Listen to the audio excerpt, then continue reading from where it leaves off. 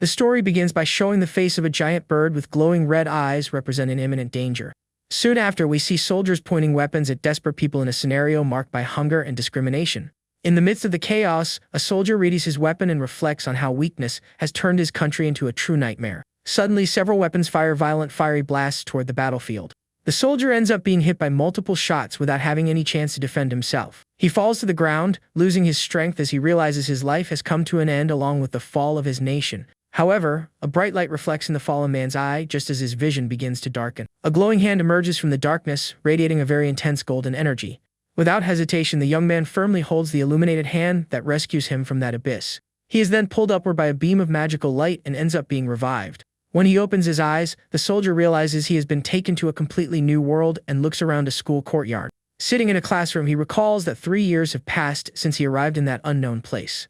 The young man decides to take advantage of this second chance given by the heavens to fix all the mistakes of his past. At the front of the class, a teacher tries to calm down the students who are very anxious for the awakening ceremony. The instructor yells, asking everyone to gather on the sports field for the grand event that will define their lives. At this moment, it is revealed that the world changed when dungeons appeared and brought terrible monsters to Earth. To defend themselves, humanity also awakened powers, and warriors were classified into different levels of strength. Images show knights bravely fighting the creatures, confirming that someone's class is everything in this world. During the event, the elite student Luna Veramon awakens the rare Purification Saint class, showing off immense power. The students comment that she reached 95 talent points and guarantee that this results in the highest grade. Soon after, the crowd goes wild when it is Pluto's turn to be called to the stage under everyone's curious gazes. The boy finally begins to walk toward the testing area while the instructors call his name out loud. Pluto steps forward with confidence for having reached 200 talent points, being considered the best student of the 3 academies. Along the way, the protagonist crosses paths with Luna, and the two exchange tense looks on the bleacher steps. The platinum-haired girl smiles provocatively, asking him not to disappoint her in the test. Not paying much attention to his classmates' words, Pluto keeps walking in silence and maintains his calm posture. Accompanied by the cheers of the crowd calling his name, the young man approaches a magical altar where the test will take place. He reaches out his hand, his eyes glowing in a deep blue shade, as he prepares to touch the awakening sphere. Watching from afar, a mustached instructor comments that having a unique talent like that student's is a true blessing. The man remembers that the best guild offered 5 spots and that Pluto is guaranteed a place if he awakens a high class.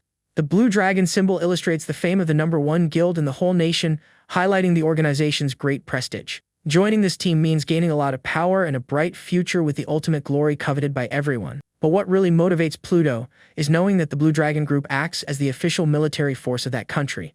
The young man remembers his past life as a soldier who met a tragic end when great powers invaded his home.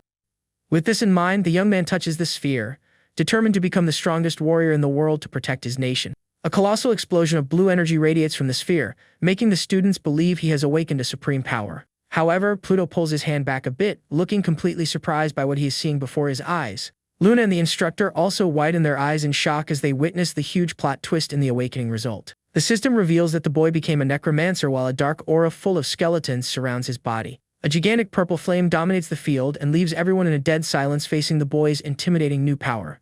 The students think it is a supreme class, but a girl clarifies that Necromancer is the worst rank C class possible. Completely shocked, Pluto looks down, sweating cold, and tries to understand where he went wrong to receive such a useless class. The system panel confirms his new rank C class, showing that all his basic attributes are at level 10. From afar, the mustached instructor crosses his arms and sighs in deep disappointment, confessing he had high expectations for the student. The young man reads the description of his only summoning skill and thinks that even with a second chance, he is doomed to be a nobody. Several golden screens appear, warning that the class restrictions have been removed, putting an end to any summoning limit. Very excited, the young man realizes that by using his initial 10 points of mana, he can summon 10 soldiers instantly. The boy reflects that this is only the beginning, because as he levels up, his creatures will become increasingly unbeatable. A vision shows a massive army of skeleton knights marching menacingly to take down any enemy. With his eyes shining brightly, he concludes that the absence of limits turns him into a one-man army. Confident, the young man clenches his fist, believing that this change alone is enough to crush any higher rank class. His train of thought is interrupted by the instructor yelling for the student to stop daydreaming and get off the stage immediately. Walking in silence, the boy finds it ridiculous how the teacher attitudes change so quickly just because his class is inferior. With a slight smile on his face, Pluto decides to start leveling up, since the dungeons will be very easy with his current strength. A group of students comments on the protagonist's strange reaction and concludes that the weight of reality must have driven the boy crazy. Soon after, a green-haired young man approaches with a mocking smile, provoking the golden boy of the elite class. Hugging a blonde girl, the student brags about being superior and offers to take Pluto to the dungeons as his personal lackey. With his eyes closed, the protagonist remembers that this guy named Adrian Blackwood has always had a huge grudge against him.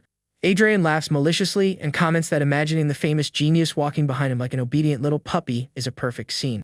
Ignoring the situation, Pluto turns his back and walks away, thinking it is not worth wasting his breath on such an insignificant guy. A female voice cuts through the wind, praising the protagonist's great patience for not fighting back against the insults he just heard. Looking to the side, the young warrior finds Luna leaning against a pillar, waiting for his approach in the middle of the path. Maintaining a tired expression, he warns the girl that he is definitely not in the mood to put up with any jokes. Showing a very sincere posture, the elite student makes an unexpected proposal, offering to help level the boy up. Suspicious, the young man says it would be a huge burden to carry a weak novice, but the warrior rejects that idea right away. As Pluto starts walking again, the student tries to convince him, saying that her help would greatly increase his chances with the guild. Holding the boy's arm, the girl shows complete confidence. Someone with such a perfect score would never be a common mage. Observing his classmate's bright face, the protagonist reflects that the Harris is still an extremely intelligent person.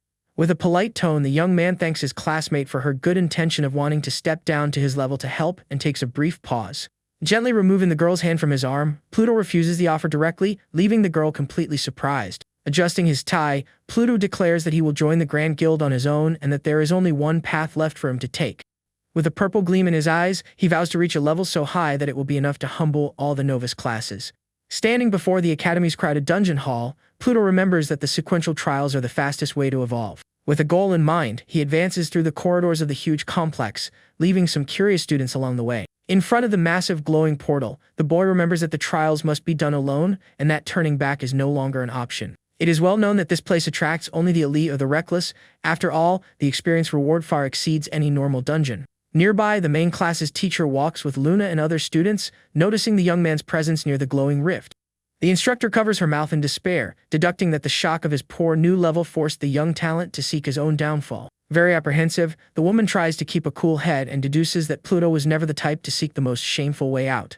Preferring to prevent a disaster, the teacher decides to wait in the hall and keep watch to call for backup if the worst happens. A floating island reveals a massive isolated area with a green energy dome at the top, indicating the starting zone. Pluto observes the peaceful environment and immediately recognizes that the protected location is the dungeon's safe zone. The young man reflects that there will be no turning back once he takes his first step outside and officially enters combat. As he moves forward, he comes across a large pack of level 1 void dogs displaying extreme aggression. The protagonist understands the novice's dread when he sees that he will have to face 10 fierce monsters right on the first floor. Wasting no time, the boy uses his magic and summons 2 skeleton warriors to test the strength of his new creatures. The summons advance swiftly and focus their heavy strikes on the monsters at the front lines of the pack. The soldiers with purple flames swing their swords and severely injure the wild dog with extremely precise cuts. The system announces that the targets have been taken down, yielding experience, and the young man smiles to see that he can manage the fight. Pluto walks calmly through the scenario as the defeated forms of the shadow dogs fall all around him. The warrior reflects on how he went from being the center of attention to becoming the school's biggest laughingstock. A memory of the mustached instructor telling him to get off the stage reinforces all the feelings of humiliation he suffered today. On the battlefield, another soldier slashes a magical dog while the panel warns that there are only 5 points of magic left. The boy's mind is also haunted by Adrian's arrogant attitude, offering to adopt him as a useless lackey. Another dark memory from his past life shows an invading soldier calling his people an inferior race unworthy of living. The boy notices that the look of contempt he received from the elite is exactly the same as the ones he faced in times of war. With a dark posture, the protagonist swears he will never allow that again and promises to focus on becoming the strongest. Using all his remaining energy, the young man summons the maximum number of soldiers and forms an intimidating dark battalion around him. He calculates that his 10 demonic summons should be more than enough power to clear the entire starting floor. The necromancer plans to optimize the clashes by sending 2 soldiers for each canine beast, aiming for maximum efficiency. In a synchronized leap, the skulls with glowing eyes raise their blades to completely wipe out the enemy forces. One of the armored combatants brutally attacks a canine, securing another 20 points on the master's experience board. Seeing the eliminations, the boy deduces that he will reach level 2 in less than 10 minutes with tremendous ease. Knowing that regeneration is 1 point per minute, he concludes that a short break is enough to fully restore his stamina. Hearing the sinister grunts of his soldiers, the warrior is certain that very soon he will command a massive army. With a simple attack command, the boy orders his troops to continue clearing the area of any hostile creatures. A few more battles are won as the henchmen finish off their prey with decisive sword strikes right in the middle of the dry dirt. A pillar of purple aura swallows Pluto's body, and the system announces that he has evolved to the highly anticipated first level. Reading the screen, the boy notes that he gains 5 free attributes and also recovers 1/3 of his mana with the new rank. Understanding that magic determines his survival, the necromancer decides to pour all the earned attributes straight into mana. This choice expands Pluto's energy reservoir, allowing him to maintain up to 15 warriors at the same time in combat. With absolute conviction, the warrior's gaze reveals that he is more than ready to face the challenges of the next floor. On the second floor, the combat gets intense, and the skeleton guard secures a swift elimination on a fierce gray-furred wolf. Walking across a green lawn, the protagonist notices that the enemies have evolved and decides not to underestimate the creature's danger. A short time later, the solitary hunter is engulfed once again by the mystical aura, proving that leveling up there is a very easy task. Upon raising his total magic to 20 points, the young man celebrates having created a perfect cycle of summons and rapid eliminations. Walking down a small slope, the adventurer notes that the animals become more macabre as he goes deeper into the dungeon. Huge monsters resembling shadowy horses snort in anger and show off their frightening, fiery red eyes. Facing the troop of Macabre, Pluto sees them all as mere bags of experience and points his finger, demanding an attack. Obeying its creator, the shadowy soldier intercepts the bestial creature using the blunt side of the heavy blade in a sharp strike. The shadowy blades strike the wild horse's neck, securing another quick victory for the skeletal battalion. The monster's form turns into magical dust, and the young man deduces that the creature's strength is already enough to eliminate his soldiers. Despite the small risk, the boy shows off his confidence as he now possesses the incredible mark of 30 invoked minions. The undead knights keep taking down the mud horses at a frantic pace, filling the screen with point bonuses. An intense blue aura surrounds Pluto, signaling that he has managed to reach the desired level 5 with great mastery. A notification warns that the evolution lock has been removed, allowing the soldiers to absorb defeated targets to evolve. The system illustrates that a common skeleton can transform into a heavily armored knight by mastering the enemy's strength. The protagonist realizes that increasing the number of eliminations will bring a huge variety of warriors to his army.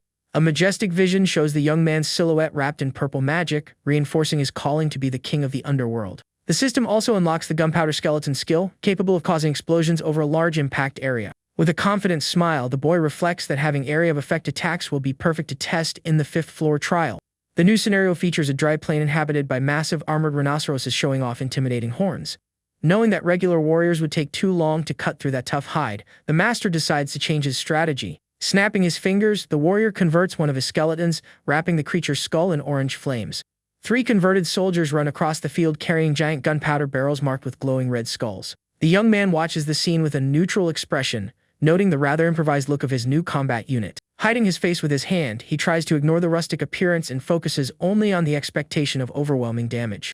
The volatile skeleton runs clumsily, carrying the heavy barrel toward the gray beast's huge paws. The bestial creature lets out a deep roar as it faces the tiny minion, completely unaware of the lethal bomb's lit fuse. A colossal explosion takes over the scenery, raising a cloud of blazing fire that lights up the entire battlefield. The boy is impressed with the destructive damage and concludes that one should not judge skills based on appearance alone. Reading his attributes, he understands that he will need to greatly increase his mana if he wants to use this tactic repeatedly. The necromancer walks thoughtfully and laments that the sequential trials offer a lot of experience but absolutely no items. Determined to solve this problem, he crosses the magic barrier with the intention of visiting the specialized equipment shop. Outside, the teacher widens her eyes in shock as she sees that her student came out completely unharmed and at level 5. The woman realizes that the perfect test score made Pluto a huge anomaly and decides to report the case to the principal. In the luxurious principal's office, Julian Kingsley listens to the teacher as she complains about being overworked after the ceremony. The man gets annoyed upon hearing Pluto's name, stating he has no time to waste on students limited to the lowest rank. Keeping her focused, the teacher questions what the true strength would be of a novice who reaches the 5th floor in a single hour. The principal is left speechless, remembering that a novice mage would barely survive 5 minutes against the void dogs. Completely bewildered by the astonishing report, the superior questions how the boy managed to pull off such an unreal feat.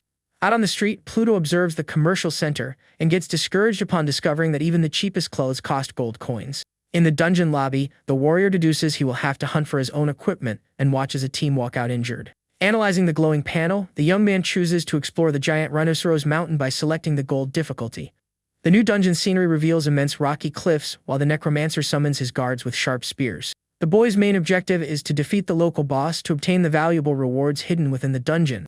With a large energy reserve, the master advances, knowing he can endlessly expand his battalion throughout the battle. A group of stone rhinos tries to trample the troop, but the skeletons manage to block the attack without suffering any losses. Using spears enchanted with intense magic, the summons pierce the monster's rocky skin, securing swift eliminations. Suddenly, a gigantic beast awakens in the middle of the rocky desert, letting out a roar that makes the ground shake with its strength. The immense stone rhino lets out a furious roar, revealing the aggressiveness of the monsters in this new area. Watching the clash, the young man notes that his guard's physical attacks are not very effective against that tough defense. Without worrying about it, he raises his hand, emitting a strong flame, and warns that he doesn't have just a single trick up his sleeve. Commanding the magic, the boy immediately converts one of his soldiers into an incandescent gunpowder-carrying skeleton. The bestial creature is enveloped by a monstrous explosion and ends up being taken down, yielding another 100 experience points. The warrior realizes that no armor can withstand his walking bombs and decides to transform all his minions into explosives. Right after, a huge flash takes over the rocky desert while several creatures are destroyed simultaneously. Bathed in mystical energy, he reaches the 6th level and deduces that eliminating the floor's leader will guarantee another quick evolution. A massive dark shadow covers the team, revealing the true king of the stone rhinos ready to defend its territory. The colossal monster lets out a deafening roar, showing off its long, sharp horn and glowing eyes filled with pure hatred. Pushed back by the gust of wind, the protagonist admits his surprise at the beast's colossal size for a simple level 5. Keeping his calm, the boy tells his opponent to look around, because the giant creature had already fallen into his fatal trap.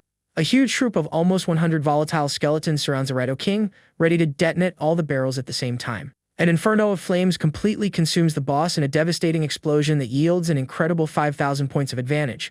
The Necromancer reaches level 7 and praises his tactic, revealing that not even the boss could survive his genius strategy.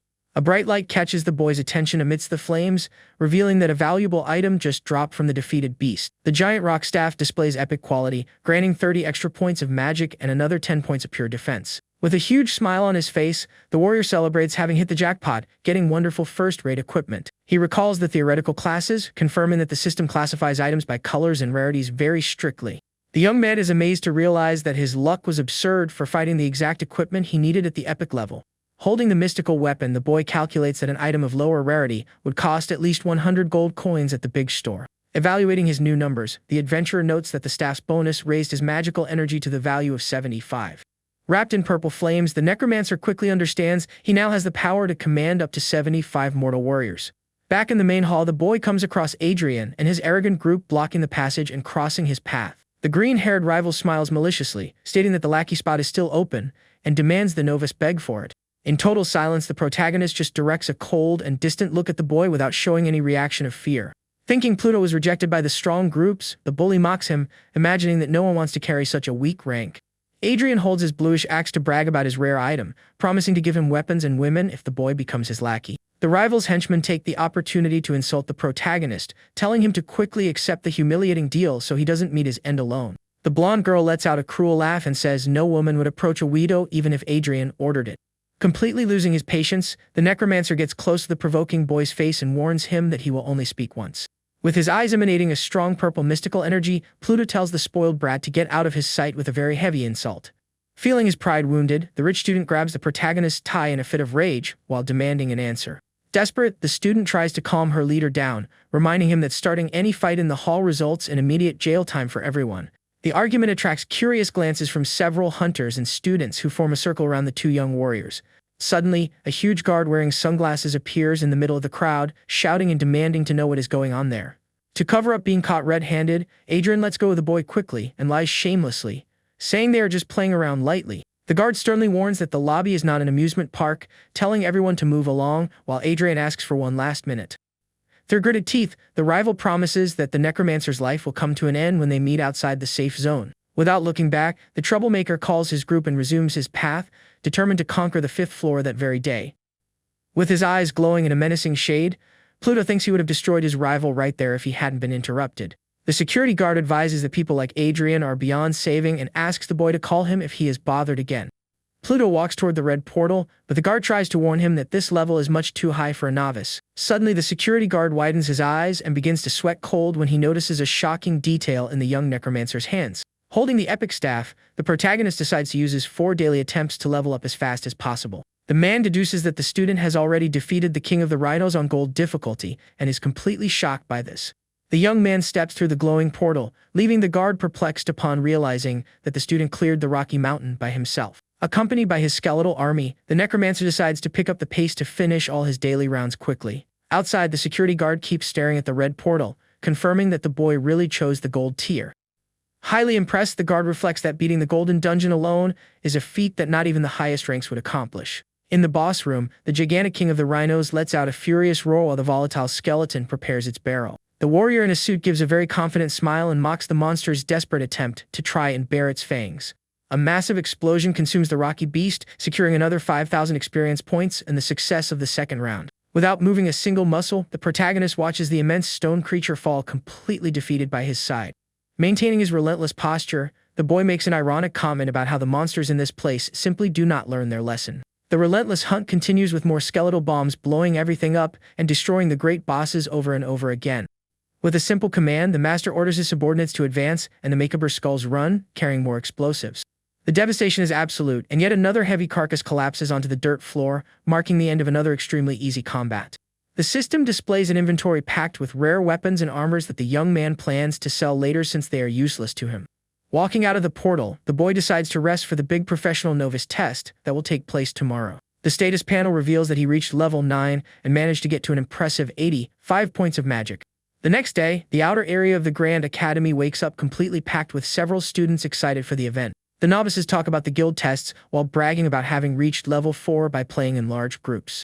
Walking through the middle of the crowd, the warrior in a suit finds it very strange that other people's level progression is so slow. Suddenly, the tranquility is cut short by Adrian, who approaches from behind, mocking the necromancer's solitary effort. Wearing reddish armor, the rival brags about having reached level 5 and sneers, asking if Pluto found any help. The provocation is interrupted by the academy principal, who demands silence to begin the important professional novice test. The man in a suit announces that the top 5 will be recruited by the main guild, and the first place will win an epic item. The students are amazed by the generous reward and the great chance to secure a prestigious future in the best team. The teachers induce the experienced elder Aaron Crowley, revered as the powerful and boundless source of the military guild. An instructor explains that the gentleman will create monsters in the test rooms, and the ranking will depend on the eliminations within half an hour. The respected white-mustached elder shows a serious face while a strong blue magical aura surrounds his entire body. The news causes immediate panic, as the students fear being crushed by the fearsome creatures of a level 70 mage. Raising his hand, the veteran calms everyone down, guaranteeing that the beasts will be weak and that he will stop the test for anyone who calls for help. The students celebrate the elder mage's control skill and regain their confidence to do their absolute best in the arena. Convinced, Adrian goes back to mocking the necromancer, stating that he will make Pluto his personal toy as soon as he joins the elite. Running out of patience, the young man in a suit flashes his purple gaze and warns that he is ready to play for real with the rival right now. The protagonist proposes a bet based on the test rankings to decide once and for all who is the strongest hunter in the place. The warrior in red armor laughs out loud and mocks the absurd idea of comparing the ranking of 2 hunters with such distant levels. Facing his rival head-on, Pluto ignores the insults and simply tells Adrian to choose the punishment for the big loser. Infuriated, Adrian warns that the loser will crawl and bark like a dog in front of the entire school, and Pluto simply agrees. With his back to the crowd, the principal in a suit announces that the first day of the Academy's novice test has finally begun. The man in a suit instructs all the students to enter their respective evaluation rooms through the large double doors. Beside the elder, the security guard reports that the teleportation portals are active and that Aaron Crowley can now begin the test. Bringing his hands together, the powerful level 75 mage focuses his energy, creating a bright glowing green magic circle. Quickly, the magic seals appear under the feet of Pluto and the other competitors and start transporting them to the arenas. Already at the exam site, the protagonist displays a serene look as he closely watches the first challenge appearing before him. A group of level 1 bronze soldiers holding sharp spears forms from the bright magic in the middle of the room. Determined, the young man calls forth his dark skeletons and steps forward with his scythe, wanting to test the strength of his summons. In response, the greenish armor constructs run at high speed, pointing their weapons straight at the necromancer. Without stepping back a single millimeter, the boys undead raise their large axes and charge into hand-to-hand combat. With a swift and relentless movement, the shadowy minion slices the bronze soldier in half, making the enemy armor shatter. Resting his scythe on his shoulder, Pluto concludes that the monsters fall easily and would only give him trouble if he had just one minion. Outside, the elder mage notes that someone eliminated 5 enemies very quickly and decides to increase the challenge's volume. In front of the young man in a suit, a new green light forms, revealing the silhouette of more armed enemies joining the combat. The protagonist sees his undead defending against heavy blows and assesses that 5 skulls can handle the job easily. Watching the clash, the boy notes that each dark minion can deal very well with 2 simultaneous opponents. Sweating cold, the elder is completely shocked to realize that 10 of his bronze soldiers were destroyed instantly. Impressed with the pace, the security guard praises the students, and a woman in a blue cape agrees that there's a lot of talent in that class. Curious to know who is leading the devastation, the teacher demands that the ranking screen be shown to everyone there. The security guard opens his eyes extremely wide and can hardly believe it when he reads the necromancer's name at the top of the general leaderboard. The glowing magic scoreboard shows Pluto's name isolated in first place with 15 points conquered in record time. Observing the numbers, the woman nervously notices that the first-place student's score keeps climbing with every passing second. In the blink of an eye, the screen updates again, showing that the young necromancer has already surpassed the mark of 23 eliminations. Trembling with surprise, the guard questions if the woman finally believes in the overwhelming strength of that mysterious boy. A school staff member tries to understand if the student surpassed the class's limits by possessing 200 talent points. The veteran mage remembers that he only had 99 points in his time and considers the young man a true diamond in the rough. Excited about the boy's potential, Aaron Crowley channels a massive amount of magical power to increase the difficulty. Oblivious to the audience, Pluto keeps his hands in his pockets and concludes that this test is much easier than the Rhinoceros dungeon. Suddenly, a loud sound catches the boy's attention, making him turn his face toward a forming wall of greenish magic. The flash fades, revealing dozens of new bronze warriors surrounding the necromancer on all sides of the vast empty arena. With a drop of sweat running down his face, the protagonist evaluates the absurd number of targets gathered in that small space. An incalculable legion of magical combatants marches together, forming a green wave ready to crush the boy's summons. Showing no fear at all, the young man flashes an excited smile and tightens his grip on the scythe's handle, accepting the Elder's numbers challenge. A purple mist covers the place, and 30 bone soldiers appear, screaming fiercely to prove which army is the most powerful. Meanwhile, in the next room, Adrian uses his heavy axe to cut down the bronze creatures in a very furious charge. Sweating heavily, the red armored warrior celebrates his eliminations and swears that the necromancer will never reach his points. A memory from 2 years ago surfaces, showing the exact moment Adrian scored 77 points in the talent test. The boy celebrates the high-level score with a giant smile while other classmates ask to be carried by him. The memory ends and the warrior's expression changes to dark shock as he realizes that Pluto scored 200 points. In the memory of the past, Pluto stands alone while Adrian and the other students watch the talent evaluation room. A blonde student is impressed and comments that 200 points put the boy at the top of the national ranking. The academy's principal acknowledges Pluto's talent and tells the elite students that they should try to keep up with him. Completely revolted by the teacher's order, Adrian refuses to accept the idea of being on the same level as Pluto. The young man remembers he is the second heir of the Blackwood family and states that only his older brother has ever surpassed him. Infuriated by the situation, the warrior swears he will never accept trying to just keep up with some penniless orphan. Back in the present of the test, Adrian swings his great axe with all his might and destroys another enemy soldier. The boy guarantees that his knight class will crush the necromancer and tells Pluto to get ready to bark really loud. Laughing insanely, the arrogant heir to the Blackwood family hits the mark of 15 points on the academy scoreboard. At the same time, a dark minion of Pluto slices a monster, and the protagonist's score jumps to 79 points. The warrior skeletons show great skill and block the green spear's attacks with their swords. Next, a gigantic axe comes down violently and cuts off the bronze soldier's head without giving any chance of defense. The protagonist watches the intense clash calmly and reaches an incredible 100 points on the general test control panel. Evaluating the scenario, the young man notes that he lost 14 skeletons and concludes that casualties are normal against a large army. Without lowering his guard, the necromancer prepares to summon more allies because he knows new enemies will appear soon. With half of his mana spent, the boy tries to understand why the number of opponents has spiked so much in his arena. The principal and the security guard are amazed as the young man surpassed the historical record with only half the time elapsed. Sweating nervously, the elder realizes that 100 of his soldiers have already been eliminated and compares the difficulty to a level 5 boss. Gripping his staff tightly, the veteran mage channels even more magic and mutters that the boy is trying to humiliate him. Aaron Crowley unleashes a giant pillar of green energy, leaving the academy's security guard completely desperate. With a worried look, the powerful evaluator realizes that things are getting out of his control and fears the worst outcome. The security guard approaches and asks if the elder is okay or if the student's tests ended up draining all his magic. The white-mustached man guarantees he could summon 10,000 soldiers without breaking a sweat, and the employee questions what the danger is. Showing a serious expression, the advanced level mage confesses that he got carried away and summoned too many enemies in Pluto's arena. Aaron estimates that the boy might be in serious life-threatening danger, but Pluto flashes a huge dark smile on the battlefield. Holding his scythe, the protagonist faces a literal wave of thousands of bronze soldiers and questions the reason behind all of this. Seeing his few undead fighting against the crowd, the boy concludes he will need to use his most powerful weapons now. With a simple snap of his fingers, the necromancer activates his special skill to summon dangerous explosive gunpowder skeletons. Instantly, the magic converts one of the minions into a skeleton carrying a huge barrel of flames, about to blow everything up. Several dark soldiers appear carrying heavy barrels of gunpowder and begin running toward the enemy army. Showing a purple glow in his eyes, the young man commands his dangerous summons to blow the adversary's sky high without mercy. Without hesitation, one of the volatile skeletons jumps into the middle of the green ranks while the constructs raise their spears. The security guard begs the Elder Mage to cancel the summons immediately because they cannot lose a talent like Pluto. The principal watches the blue magical screen very closely while pondering the true limit of that mysterious boy. Suddenly, the woman in the blue cape extends her hand toward the two staff members and orders that the cancellation of the test wait.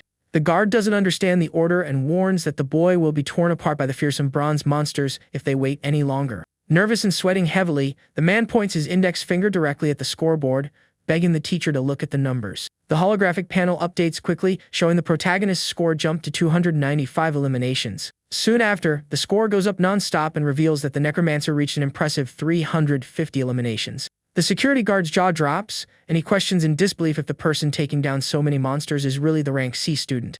The Elder Mage reflects that a recently awakened student with such talent and power could be the nation's salvation in the future.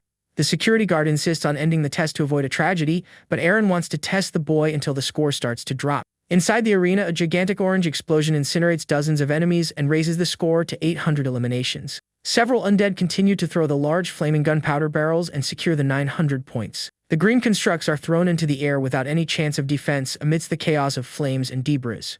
Walking through the thick cloud of dust, the necromancer displays a serene look as he notices there are still some invaders left. Without losing the rhythm, a dark minion wields its sharp sword and receives a direct order to eliminate all the survivors. Surrounded by destroyed structures, Pluto reaches the incredible mark of 1,000 points and wonders if he went too hard on that challenge.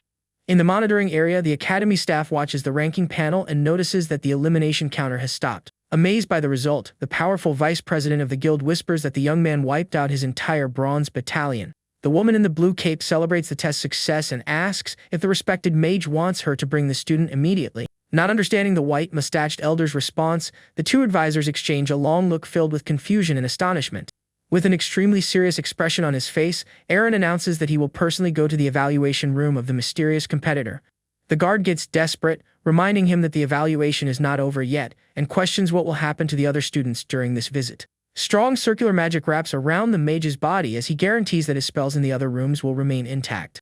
Determined to investigate the case up close, the bearded gentleman reflects that the protagonist's potential will be incalculable if it's all real. In the blink of an eye, a magical flash takes over the arena floor, marking the instant travel of the advanced level mage. After eliminating the competition, the young boy in the dark suit breathes a sigh of relief next to his imposing skeletal summons.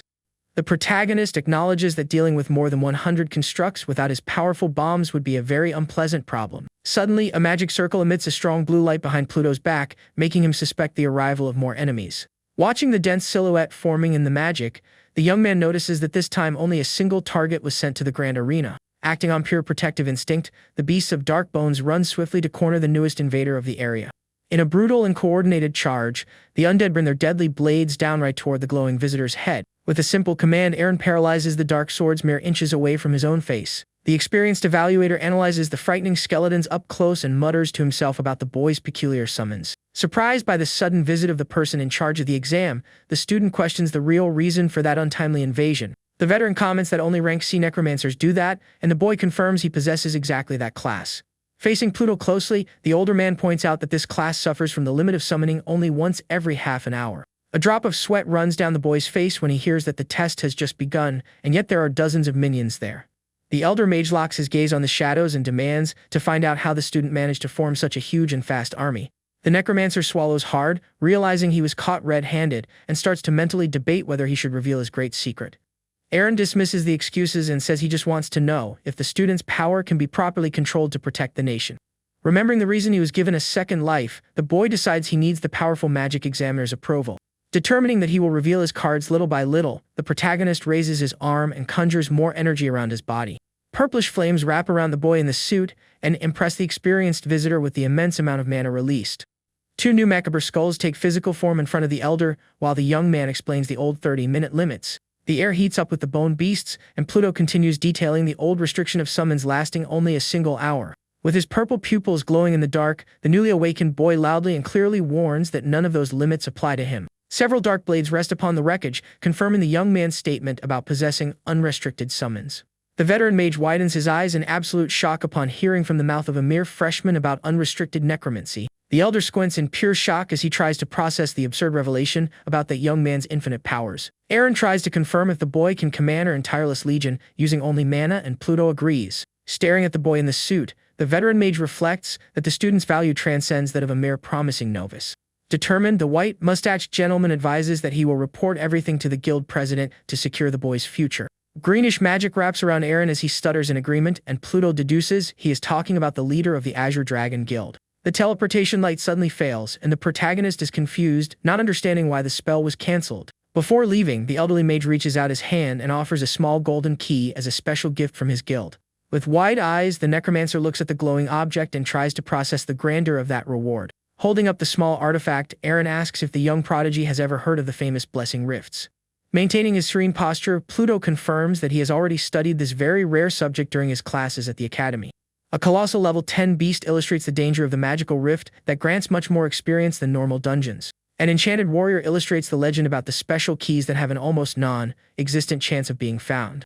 The protagonist loses his composure and is left speechless upon realizing that the powerful mage is actually giving him a legendary item. The white-haired man maintains a serious and determined expression, confirming his good intentions toward the boy.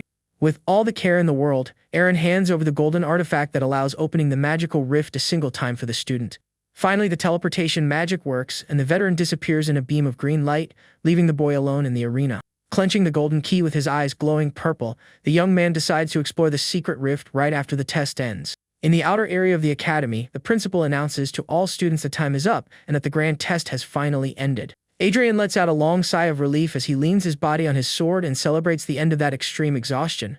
Observing the destroyed room, the hair in red armor reflects on the large number of soldiers he faced. Flashing a wicked green look, the warrior brags about taking down 40 enemies to be the best in the entire school. Suddenly, the sound of the loudspeakers echoes through the arena, demanding that all students gather in the courtyard for the results. A literal crowd of exhausted students begins to gather in the open space, forming a sea of anxious people. Two classmates talk in frustration about the enemy's brutal difficulty and Layman getting only 7 and 15 points. Walking with his chest puffed out, the arrogant warrior in red looks for his rival in the crowd, thinking Pluto ran away. A student points to the side, and the arrogant boy finally finds the necromancer calmly waiting for the result. With firm and heavy steps, Adrian walks quickly across the courtyard's green grass, heading straight toward his main target. Without an ounce of respect, the hare grabs Pluto's tie and says the boy has a lot of nerve to stick around there. Ignoring the insults, the protagonist keeps his calm and firmly holds his valuable golden key inside his pocket. Bringing his face closer, the green-haired boy threatens his rival and tells him to get ready to bark in front of the school. With a sadistic smile on his face, Adrian warns that he can hardly wait to see the necromancer crawling humiliated across the courtyard. From the top of the balcony, the school principal asks for complete silence to reveal the official scores of the first day of tests. Holding a holographic clipboard, the man in the dark suit warns that he will read aloud only the top 5 students. The principal reveals that Tristan took 5th place with 39 points, and the crowd is in shock over the high level. Laughing at the situation, Adrian confesses to Pluto that his own score was even higher than the 5th place overall. Adrian is announced in 4th place with 41 points and tells his rival to bark, but Pluto warns that the event isn't over yet. Furious, the hare tells the necromancer to stop dreaming about the podium right at the exact moment Luna is announced in 3rd place. The white-haired girl celebrates her 77 points, and the students admire the incredible power of her support class. Muscular Colin hears that he came in 2nd with 95 points and gets upset, wanting to know who reached the top. Sweating cold and taking a deep breath, the academy principal prepares his trembling voice to announce the true champion of the test. The principal shouts at the top of his lungs that Pluto is the grand champion with his perfect and absurd score of 1,000 points. A deep silence takes over the entire crowd, who listens to the official announcement unable to believe that revelation. Soon after, the students go into complete shock when they realize that the new record smashed the school's old mark. Talented Luna is amazed by the feat, while another young man points out the low level of the grand winner's class. Colin breaks a cold sweat when calculating that the protagonist needed dozens of eliminations per minute to achieve the insane result. In total panic, Adrian starts sweating cold and can hardly form a sentence when he finds out he was beaten in the tournament. The rich boy's eyes twitch in absolute despair faced with the insurmountable score of the powerful necromancer. Trembling from head to toe, Adrian approaches his rival from behind, trying to find a logical explanation for all of this. Maintaining his cold and serene gaze, Pluto just informs him that the opponent has just lost the bet they made before the trial. Adrian steps back, accusing the champion of cheating, while the protagonist mocks him, asking if he's really going to back down. The crowd of students starts laughing at the situation, remembering that the loser promised to bark like a dog in front of everyone. Unable to accept defeat, the hare student stumps hard on the school grass, his mind dominated by blind fury. He falls onto his seat, yelling that it's completely impossible for a low-level necromancer to reach a score of 1,000 points. The crowd asks the loser to have some dignity and pay up the bet, while dedicated Loon observes the commotion from the back. On the stage, the principal takes the floor again and announces that the champion will receive an epic equipment piece from the famous Dragon Guild. Pluto is called to the stage and warns that he won't waste time with trash, demanding Adrian stay far out of his sight. Thrown to the ground, the boy threatens his rival and states with hatred that he holds a high rank and will soon surpass the necromancer. Consumed by arrogance, the boy in red armor yells that he will make his rival suffer until his sad demise. Upon hearing the absurd threat, the grand champion of the tournament turns his face darkly to face the loser head-on. A massive and terrifying skull of purple energy appears behind Pluto, exhaling an aura of pure terror and doom. Faced with the crushing presence, Adrian lets out a high-pitched scream of despair and recoils on the ground, totally paralyzed by fear. After silencing his greatest opponent, the young necromancer resumes his walk with an expression completely devoid of compassion. He walks up the long white stairs of the courtyard while the other students watch every step of the academy's new king. As soon as the champion steps onto the official stage, the smiling principal places a hand on his shoulder and celebrates the great victory. The man in the suit gestures with his hand, revealing that the partner guild has set aside 3 options of valuable items as a prize. Projections of a sword, a set of armor, and a magic cloak appear in the air as the principal asks the young man to choose something. Pluto stares at the grand rewards and carefully evaluates which one will bring the most advantages for his growth. He notices that the heavy sword and the chest plate are made only for frontline warriors, being useless in his case. Realizing that only one viable option remains, the young man reaches out his hand to collect the dark-colored mystical cloak. Upon putting on the new garment, he celebrates the magic mana bonus, noting that he can now summon 50 more undead. The principal raises Pluto's arm and publicly consecrates him as the undisputed winner of the first day of tests. The entire audience of students goes wild and raises their fists in unison, praising the true prodigy's name. Bathed in the afternoon sun, the young necromancer smiles discreetly as he savors the glory of his impressive feat. To wrap up the event, the leader advises that the next big test will take place in 1 month, demanding that everyone stay focused. The scene suddenly shifts to the surroundings of a very simple housing complex, marked by its long time in use. In his small, humble room, Pluto holds the valuable mystical key he received as a gift from old Crowley earlier. He remembers the instructions from a manual and channels his dark energy straight into the object in his hand. The small key shines brightly and shoots purple rays into the air, opening a distorted rift with its concentrated charge. The necromancer discovers in surprise that the golden amulet can tear through space and create dimensional passages on the spot. At that moment, he remembers Aaron suggesting he seek the support of a healing partner for his future explorations. With a determined look, Pluto mentally apologizes to old Crowley, ignoring his advice to look for a healer. He walks calmly toward the dimensional portal and states in a low voice that he always prefers to work entirely alone. Distorted energy takes over the room, revealing the mystical passage that swallows the young necromancer in a bright light. Crossing the dimensional barrier, the boy observes the rocky landscape of the dungeon and tries to identify the local creatures. He notices level 9 leopards and assesses that the monsters have low health but make up for it with extreme speed and damage. Tapping his scythe on the ground, the protagonist decides that the best combat strategy is to not let the felines get close. The mage summons a troop of undead soldiers and orders the skeletons to form an impenetrable barrier around him. The bone warriors raise heavy metal shields and create a powerful front line to protect their master. The beasts jump fiercely against the defense but end up impaled by the spears, receiving a fatal blow that yields experience. Not believing the notification, the boy comments that even the common monsters of that place grant an enormous amount of energy. After finishing off the entrance creatures, the school champion announces that it is the perfect time to advance through the dungeon. While walking through the canyon, he realizes that keeping his summons on the defensive wastes too much attack potential. A dark feline tries to attack from behind but receives a brutal cut from a skeleton soldier equipped with a sword. The beast roars in pain as it is sliced in half by a lethal strike, guaranteeing even more evolution points for the necromancer. Enveloped in a whirlwind of emerald light, Pluto feels the power running through his veins upon reaching the highly desired level 10. He touches a holographic panel, smiling victoriously when he notices that his new milestone unlocked a skill. The magic consists of summoning a large demonic eye that causes pure mental terror in any enemy that stares at it. The mage reflects and understands that the debuff's duration depends on the target's level, making the crowd control incredibly broken. He remembers that other people consider this technique useless due to the long cooldown time of 24 hours. Exuding confidence, the boy concludes that his special talent bypasses that rule, allowing him to cast the magic infinitely. A thunderous sound echoes through the rocky terrain, revealing enormous paws and sharp claws stepping firmly onto the battlefield. The king of the leopards appears, roaring fiercely before the skeleton troop, showing off glowing red marks on its body. The necromancer widens his eyes, amazed to bump into the den's leader so prematurely in his exploration. He quickly commands his loyal bone minions, ordering them to surround the giant beast and destroy it without mercy. Using the weight of its own body, the speedy monster charges forward like a tractor, destroying the defensive lines with brute impact. With a simple, swift movement, the shadowy feline cuts through the air, sending pieces of armor and bones flying everywhere. Analyzing the combat, the protagonist notes that the enemy's speed is so surreal that it prevents any military formation there.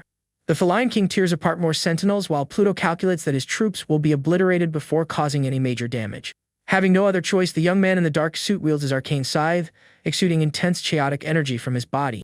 Long, macabre bands of red power spread across the scenery, distorting the air and painting the dungeon with crimson hues. A monumental sphere of pure blazing power forms in the sky, crushing everything around it with a heavy and dark gravity. The protagonist smiles coldly as he releases the fatal gaze and tests the oppressive range of this newly acquired skill. With a voice full of authority, he yells directly at the boss monster, ordering it to turn its face toward him. Instinctively, the giant creature answers the call and looks up, revealing large white teeth and lethal fangs. In that same second, the feline feels a crushing tightness in its chest and freezes in place, swallowed by absolute terror. The powerful necromancer smiles in satisfaction when he sees the paralyzed monster, proving that the magical mind control is infallible. The large-eyed scarlet flames hover over ghostly skulls, creating a true psychological nightmare on the spot. Dominated by invisible bindings, the Dungeon King retracts its paws and lets out a weak whimper, unable to move a single muscle. In profile and very serene, the boy concludes that the magical fear will last exactly 5 seconds due to the difference in strength. Shrugging his shoulders, the protagonist states that he can cast the magic again while summoning a soldier made of gunpowder. Wasting no time, the protagonist calls forth a squad of skeletons carrying heavy gunpowder barrels on their heads. With a merciless look and flames burning at his fingertips, the boy gives the final order for his army's charge. An intense sequence of explosions covers the entire battlefield, hitting the body of the giant feline monster directly. Enveloped by the intense flames, the king of the leopards lets out a piercing roar of pain as it tries to withstand the strike. As soon as the magical terror effect ends, the creature leaps fiercely over the fire to crush the barrels. Keeping his calm, the young man raises his dark scythe and decides to apply the mental terror again using his rare power. The monster's impact crushes the wood and throws debris in the air at the exact moment Pluto activates his dark technique. The massive and frightening red eye forms once again in the sky, pouring an oppressive energy over the area's boss. Immediately trapped by absolute fear, the feline becomes an easy target and suffers from the continuous detonation of the lethal items. After the smoke screen clears, the mage celebrates the huge amount of experience acquired with the elimination of the Great King. The victorious necromancer moves up to level 11 and realizes that the rewards from this special rift are out of this world. Analyzing his panel, he recalls that leveling up unlocked another restriction break in the middle of the tense fight. The new floating notice reveals the unlocking of ethereal form, which temporarily transforms the user into an intangible being. Pluto is completely shocked to discover that this new defensive technique makes him immune to any kind of attack. The boy concludes that he needs to accumulate a lot more mana to sustain the rapid energy drain of this skill. Suddenly, the young champion's eyes catch a strange reflection shining brightly on the other side of the rocky ground. A monstrous pillar of golden light tears through the dungeon's sky, indicating that the boss monster left a legendary item there. Meanwhile, a luxurious mansion with classic architecture stands out in a noble and quiet region of the big city. Sitting on the couch, the Herr Adrian holds a glass of wine, his face dominated by pure hatred when remembering his rival. The rich boy's mind is haunted by the dark image of the necromancer exuding that terrifying aura in the courtyard. The memory of his own humiliation in front of all the school's students consumes the boy in a cruel and relentless way. Dominated by uncontrolled anger, the student crushes the glass goblet with his own hand and lets the red liquid flow. A butler in a suit approaches, worried about the injury, but the boy tells him to clean everything up quickly for a visitor. Proud Adrian clenches his teeth and silently swears that he will make his greatest enemy pay a heavy price for the offense. The old white-haired employee enters the large room and formally announces that the mysterious guest has just arrived. With great aggression, the young man orders the butler to leave immediately, and the man simply agrees, taking a bow. Before the old man leaves, the boy demands he send the guest in and make sure nobody bothers the duo. A man wearing a long dark blue cape enters the luxurious room carrying an exotic bow of mystical energy on his back. In the hallway, the mansion's staff whispers indignantly about the terrible energy the dark visitor carries with him. The experienced butler, sweating cold, points out to the younger ones that the bad news about the outsider doesn't sum up all the danger. The marksman, known for being a flawless mercenary, walks up the stairs surrounded by rumors of eliminating targets from miles away. Cedric introduces himself, showing off his high rank, and warns that the price doubles if the mission involves defenseless women or children. Adrian laughs in relief and confirms that the target is just a young man, while the mercenary laments the lack of challenge in his work. The arrogant shooter sits casually on the couch and kicks the air, concluding that the target to be taken down is a great expert.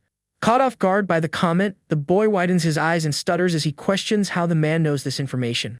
With a mocking smile, the mercenary replies that the deduction is quite obvious since the client himself is also dangerous. Cedric notes that if a formidable warrior needs obscure help, then the mysterious enemy must have an exceptional level. Sweating cold and looking away, Adrian swallows his pride to reveal to the mercenary that the target is just a young necromancer. The mercenary furrows his brow, not understanding, and recalls that this class is useless and takes half an hour to summon a single skeleton. Feeling the weight of his great shame, the defeated student just agrees with a dry laugh and a forced smile on his face. The mercenary shooter breaks into a sinister and mocking laugh upon hearing the young heir's mediocre justification. Finding it all a big joke, Cedric mocks the fact that a strong warrior needs a mercenary to deal with a novice. Revolted, Adrian defends that the necromancer leveled up too fast and is also the #1 prodiga of the Dragon Guild. Upon hearing the powerful guild's name, the blonde-haired mercenary assumes a more serious posture, noting the great danger. The young student sweats cold, imagining that the experienced elite tracker will refuse the request after finding out the harsh truth. With a frightening smile, the shooter yells in his client's face, stating that the price for the job just went way up. Relieved by the confirmation, the heir swallows hard and says that money is not a problem for his wealthy family. Satisfied with the deal, the mercenary asks for just a photo and basic data, promising to find the target quickly. The hunter flashes a diabolical smile and promises to eliminate the young necromancer without leaving any kind of trace behind. Consumed by revenge, Adrian confesses that he has all the detailed information and knows exactly where his rival lives. Walking up the stairs, the mercenary warns that the job will be easy but cautions about the extreme risk of something going wrong there. Enveloped by an overwhelming aura, the dangerous shooter shoots a deadly look at the client, asking if he doubts his gift. Terrified by the crushing pressure, the boy chokes and waves his hands, denying any sort of distrust toward the man. The mysterious archer turns his back, coldly declaring that he doesn't take tips from a brat beaten by a novice. Consumed by humiliation, the proud heir clenches his fist, indignant at being treated like a useless nobody once again. Physically and mentally exhausted, the student falls back onto the red couch, trying to focus solely on his final goal. With a crazed and insane look, the boy mutters that he doesn't care about the means as long as he sees his adversary gone. The coward shouts his rival's name while in the hero's humble room. A purple rift silently tears through space. The monster's glowing prize reveals itself to be a legendary dagger that grants agility and cuts the cost of spatial magic. Holding the dagger, the necromancer concludes that the item is useless for his style but decides to keep the weapon to sell later. The boy analyzes the power in his hands and acknowledges that he owes a lot to the wise old man for giving up the key to that very rare zone. Ready to leave, Pluto walks through the magic portal, planning to rest for his big meeting the next day. Dark energy fills the young man's small apartment, forming a long vertical portal in the center of the dark room. The tournament champion steps softly onto the floor of his housing, concluding his incredible journey of that long night. Surrounded by the mystical aura, he observes the cramped place and reflects that his own room feels like a cage compared to the dungeon. The silence of the moment is brutally cut when a glowing arrow shatters the glass window into 1,000 pieces. The projectile crosses the young man's chest at high speed but ends up passing right through his body, which was in its intangible form. The lethal energy goes straight through the magical projection and hits the bedroom floor, driving into the wood destructively. On top of a distant building, the cruel mercenary lowers his bow, believing he took down the main target with extreme perfection. In the famous guild's office, the president is impressed by the 200 talent points registered by the champion. The old advisor points out that the leader became a legend with a much lower score, proving the boy's massive potential. The commander looks out over the city through the window, stating that the well-trained boy can change the military destiny of the entire nation. Curious about such a prodigy, the armored man turns his face serenely and seeks to know the powerful student's class. Keeping his hands resting on his wooden staff, the old man with the long white beard replies that the boy is a necromancer. The imposing leader of the organization falls into complete silence, trying to process that absurd and rather exotic piece of information. Frustrated, the president reminds his colleague that low-ranked classes have a very poor and shallow limit for magical evolution. With a very sharp look, the advisor retorts that the prodigy broke all the limits set for his class. The warrior's golden eyes glow intensely in the dark, showing a lot of interest in the gentleman's bold revelation. The elder puffs out his chest and announces loud and clear that the young man reached the extremely rare unrestricted summoning of undead. The president goes into a state of shock, realizing that the boy will be able to lead an immortal army all by himself if he has the energy. The leader questions about the use of magical items, while the elder confirms that the boy carried only a simple common staff. Impressed by a genius capable of breaking the class system, the commander states that he needs to meet the boy immediately. Completely focused on the subject, the golden-eyed president asks for the current exact location of the young prodigy. Maintaining his usual serene posture, the advisor reveals he gave the novice a special key to explore a rift. The president cites the isolated dangers of the place, while the wise man guarantees he advised the boy to put together a support team. Confident in Pluto's power, the white-bearded man concludes that any basic healer could keep the boy safe. Thoughtful, the armored warrior deduces that the young necromancer will be the main key to the nation's salvation in the war. Far away from there, a powerful arrow of blue energy cuts through the night city skies in a striking flight between the large buildings. The glowing projectile goes through the glass window of an apartment, breaking everything in its path with impressive force. With no time for reactions, the relentless magical attack hits the protagonist squarely in the back, wearing his usual dark suit. From the top of a distant building, Cedric Thornhill confirms the elimination of the target, regretting his delay in getting a magic key. Holding his energy bow firmly, the shooter gives a sinister smile, feeling a strong desire to enjoy the spectacle a bit. The mercenary observes the room from afar, waiting for the boy's teammates to notice the presence of his lifeless form. To the shooter's surprise, the fallen figure dissolves into a simple cluster of dark rays on the bedroom floor. Not understanding the situation, the hunter notes the closing of the portal and finds the huge lack of survivors, leaving the place strange. Sitting on the dark bedroom floor, the boy recovers from the attack while Cedric finally realizes his bold solo mission. Very worn out and panting, the young man in the suit looks up through the shadows, reporting having gone through a near-fatal situation. Recalling the impact, Pluto gives thanks for his new ethereal form that made him intangible and prevented the drastic end of his journey. Amidst the scattered shards of glass, the boy complains about suffering a near-death experience entirely for free. The boy's left eye glows in an intense red, activating his fatal gaze ability in a state of high fury. Scared by a gigantic red ocular projection in the sky, the villain steps back in disbelief, swearing he hit the boy squarely. Struck by a severe fear effect, the mercenary panics when he notices the complete muscular lockdown of his own body. Trying to stay calm, Cedric theorizes that the huge distance prevents the target from maintaining the trance and approaching simultaneously. Gritting his teeth in pure tension, the shooter decides just to resist the mind control, believing he has several ways to win. Motionless on top of the building, the man focuses his vision on the apartment's distant window, wishing only to survive the long spell. Observing the situation very coldly, Pluto comments that his initial plan was to play dead to lure the rival in. A skeleton soldier appears behind the cowardly shooter, while the protagonist highlights his great habit of having a backup plan. The mercenary widens his eyes, noticing the dangerous figure of the undead warrior and trying to figure out the origin of that creature. With an extremely fast and relentless movement, the dark warrior's silver sword strikes the cowardly marksman right in the back. The terror effect dissipates immediately after the experienced hunter blows the skeleton to pieces using magical energy. Very proud of his level 18, the shooter mocks a simple skeleton trying to break through his excellent defensive guard. Recovering his movements, the villain in the hat prepares to turn his young adversary into a painful pincushion. Suddenly and frighteningly, the mercenary is paralyzed again and begins to sweat cold without comprehending the return of the old spell. In the middle of the deserted street, Pluto invokes the fatal spell, causing the immense red projection to tear through the city's night skies. Trembling nervously, Cedric remembers that necromancers take 30 minutes per minion and plans to use this to his advantage to win.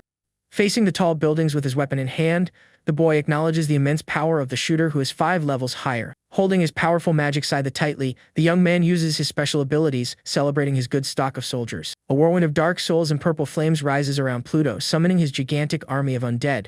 In shock, the assassin in the hat is terrified, trying to comprehend the absurd amount of skeletons newly conjured by the boy. Realizing the deceptive level given by an informant named Adrian, the shooter despairs as he loses all his advantage. Pointing to the top of the dark building, the young protagonist orders his loyal soldiers to take action immediately.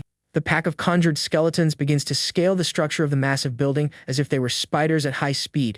Completely defying gravity, the undead warriors climb up the glass walls holding their swords and spears. The weight and fury of the dozens of creatures shatter the huge glass panel during their brutal climb up the sides of the building. In a matter of seconds, the fearsome summons reach the terrace and begin to surround the cowardly shooter on all sides. Giving no chance to react, one of the warriors leaps through the air, delivering a dark strike with its axe toward the mercenary.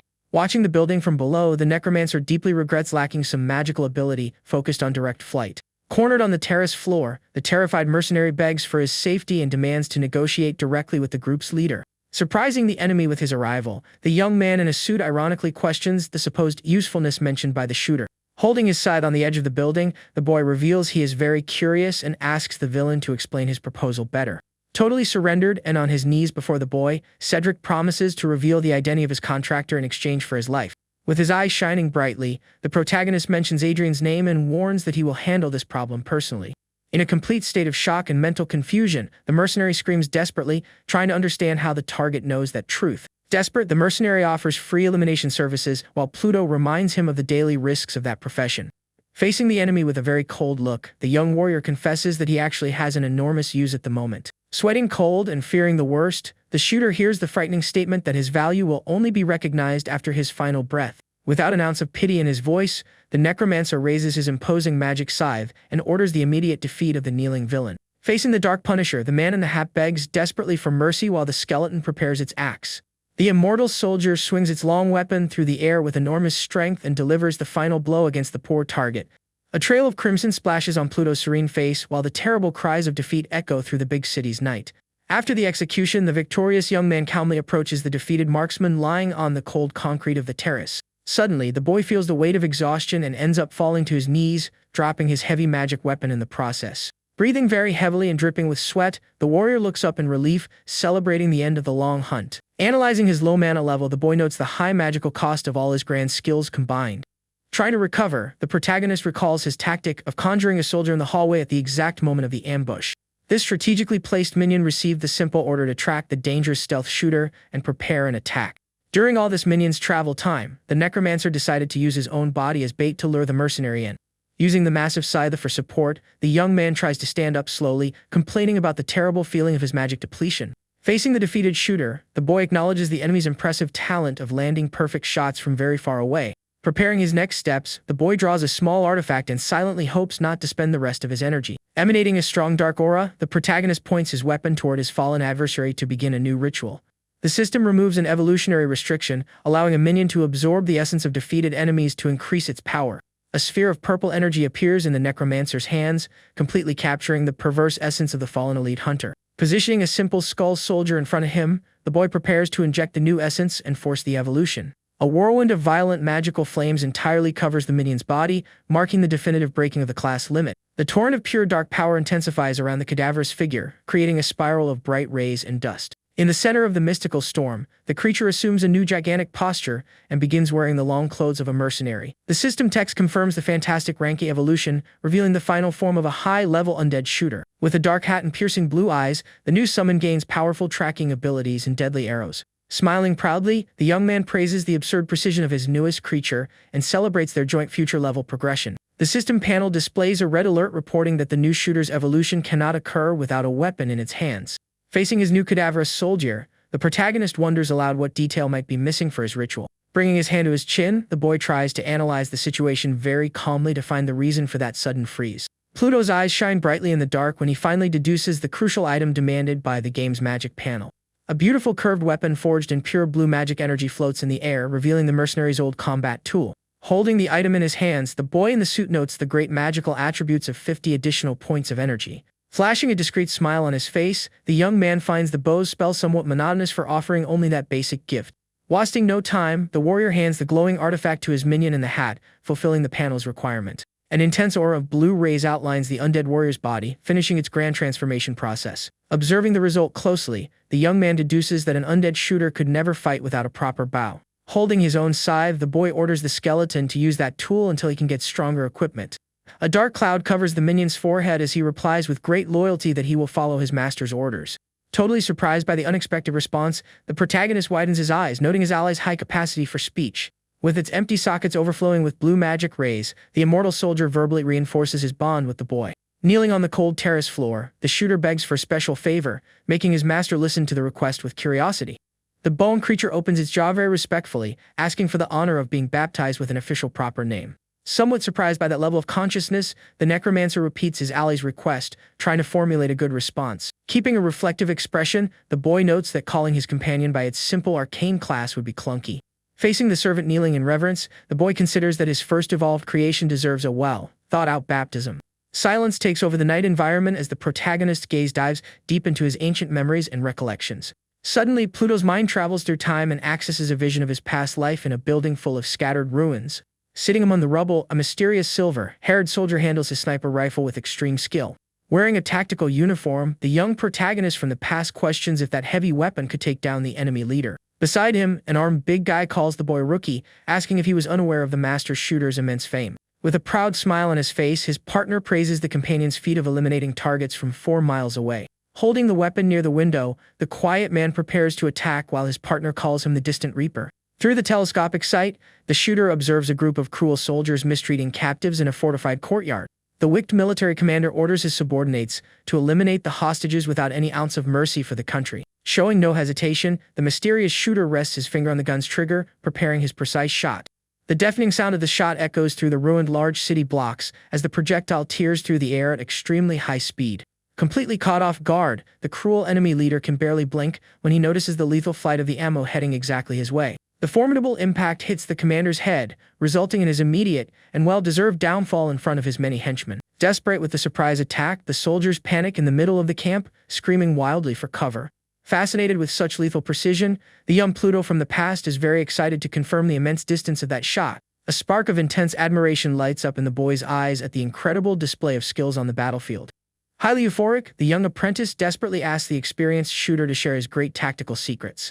Displaying a slight comforting smile, the veteran man introduces himself merely as Archer and asks the anxious rookie's name. Returning to the present time, the protagonist's gaze gains a gleam of immense gratitude for that very important memory. With respect in his voice, the necromancer declares that the hooded skeleton will carry the grand and honored proper name of Archer. The arcane minion breaks into a wide smile of satisfaction, accepting its new baptism with extreme reverence and loyalty to its master. The young protagonist reaches out his hand and calmly orders the shooter to return to his army of undead. The magic system panel shows that the boy now has only one of the 5 spots filled for evolved soldiers. Reflecting on this low limit, the boy in the suit decides to focus all his future choices on essential warriors. Sighing in relief, the young man acknowledges that wasting those rare evolutions on common monsters would have been a complete disaster. A large green magic circle appears behind the necromancer's back, making him immediately suspect a new attack. Facing the mysterious light, the warrior realizes it is the same teleportation matrix used in his novice test.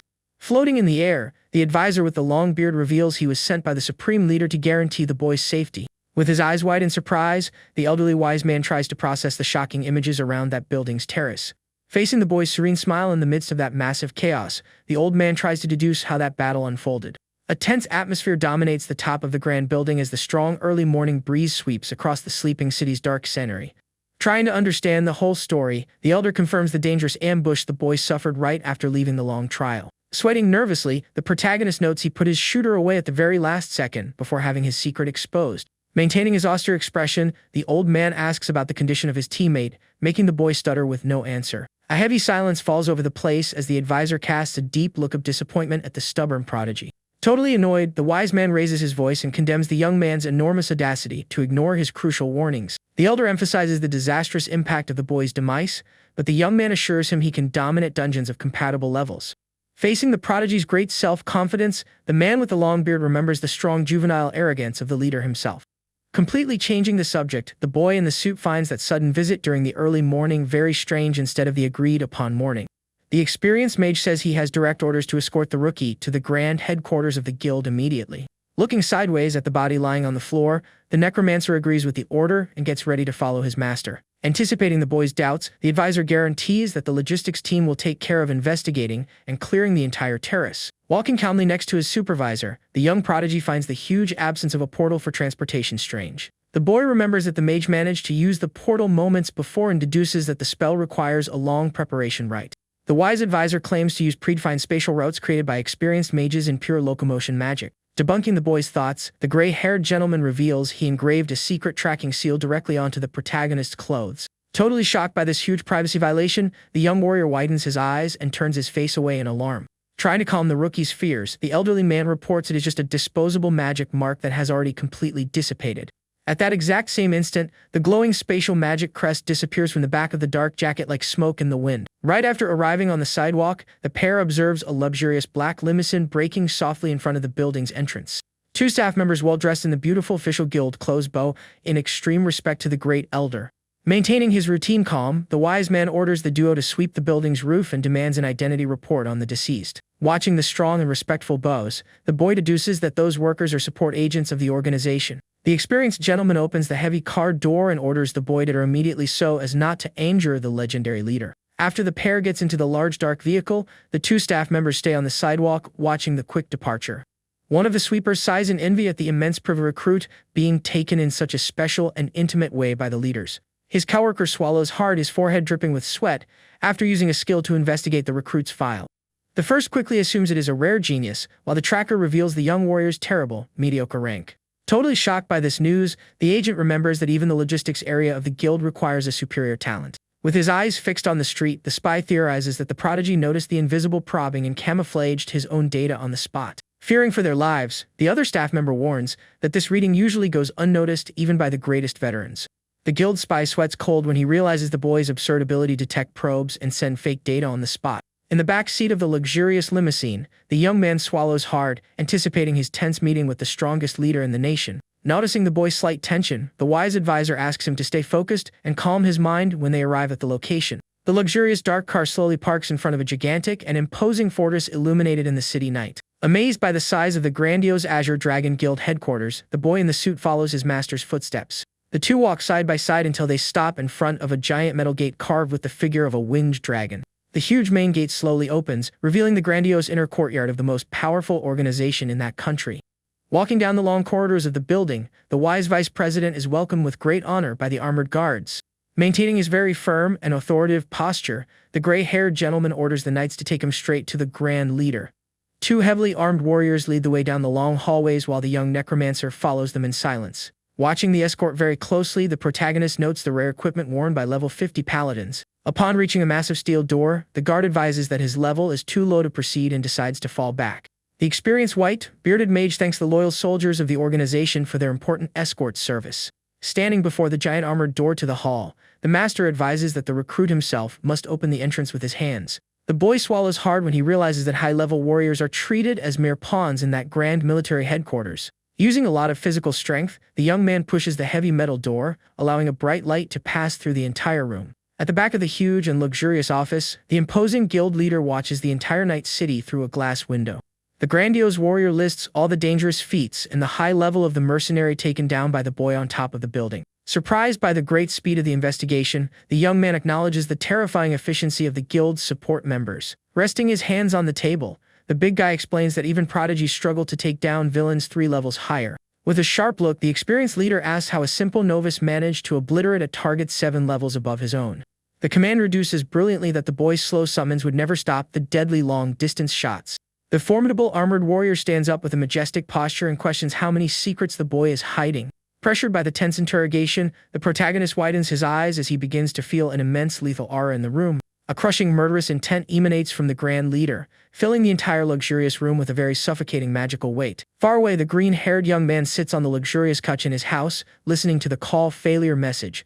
The instigator squeezes his cell phone very hard and grits his teeth, remembering that the mercenary promised to resolve everything quickly. Totally dominated by fury, the boy smashes his own device into several pieces, trying to understand his ally's great disappearance. Throwing his tired body against the soft upholstery, the arrogant young man concludes that all mercenaries are useless garbage. With no other viable option to defeat his greatest rival, the boy looks at his second phone and decides to ask for outside help.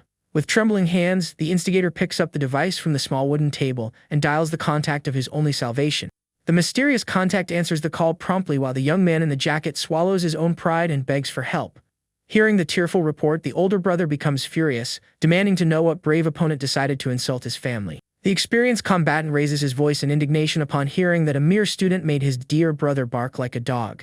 Holding the phone firmly, the soldier asks his younger brother to calm down, explaining he is finishing a long guild mission. Standing before a colossal, furious level 35 polar bear, the warrior promises to return home and eliminate the enemy. Irritated by the interruption during the call, the warrior clenches his fist, concentrating a violent, flaming energy in his arm. The formidable fighter delivers a crushing fire punch to the giant beast's snout, causing a beautiful impact explosion. The colossal white-furred beast is thrown backward, skidding powerlessly across the frozen ground of that vast, hostile environment. Maintaining his highly imposing posture, Adrian's brother finishes the quick hunt, showing off a sinister dark tattoo on his chest. The grandiose military headquarters of the Azure Dragon organization stands imposingly under the darkness of the night in the immense city. Pressuring the boy, the imposing leader steps very hard on the floor, demanding to know the exact amount of his hidden secrets. Without stepping back a single centimeter, the young warrior spins his huge scythe covered in pure purple magic intimidatingly. Maintaining an extremely sharp and defiant look, Pluto replies very firmly that it is none of the leader's business. Consumed by the purest fury, the big armored man locks eyes with the boy and decrees his immediate downfall right there. A gigantic dark aura in the shape of a wild beast overflows from the commander's body, threatening to swallow the protagonist. Wasting no time, the boy in the suit immediately activates his fatal gaze, making his left eye glow red. A wave of purple flames fills the room's luxurious floor, conjuring an entire battalion of armed undead soldiers. Holding his heavy scythe, the boy concludes that he needs to find a way to break through the barriers of that isolated room. The necromancer's ocular spell reaches maximum power with the goal of slowing down the furious warrior's brutal movements. Demonstrating enormous physical strength, Victor charges like a runaway train covered in his violent and dense dark magic. The supreme leader keeps running, showing no weakness at all in the face of the dangerous illusion spells cast by the young man. The system indicates that the fear lasted almost no time at all as the warrior advances, mocking that old trick of a mere fool. Totally shocked, the protagonist realizes that his lethal technique failed to make the giant hesitate for even a single second. Cornered in the office, the young man steps back, silently asking his loyal warriors to slow down the relentless target. The commander's storm of brutal flames shatters all the fragile skeletons into hundreds of bones scattered through the air. Sweating cold and breathing heavily, Pluto watches the imposing enemy figure break through the remains of his great army. Regaining his posture, the boy quickly conjures a new creature and bravely positions it right in the path of the fierce target. The new minion has an unusual shape, carrying the unstable flame of a powerful skull made entirely of gunpowder. The volatile soldier holds a large wooden barrel while his master orders him to blow up the structure of the huge office. Indifferent to the great danger, the furious rank as hero continues his relentless destructive run with glowing eyes. A violent and deafening explosion of fire entirely consumes the warrior and lights up the whole room with the blazing impact. Watching the massive fireball, the necromancer flashes a provocative smile, noting his rival's strange habit of taking damage. Getting into the rhythm of the battle, the boy summons dozens of new volatile skeletons to satisfy all of the target's huge desire. The chain of magical explosions causes absurd tremors on the upper floors of the guild's grandiose and protected military headquarters. The guards on the sidewalk observe the structure, questioning the high noise level coming from an acoustically isolated office. One of the men deduces that the new prodigy possesses immense destructive abilities, justifying the High Command's full attention. Very exhausted by the high energy usage, the protagonist holds the scythe tightly, trying to catch a little vital breath. Staring at the heavy smoke cloud, the boy is certain that no fighter would walk away unharmed from that concentrated bombardment. The dust finally settles, revealing the gigantic and unharmed figure of the leader without a single scratch on his imposing silver armor. The young man's left eye immediately widens, noting his great rival's absurd and fearsome resistance.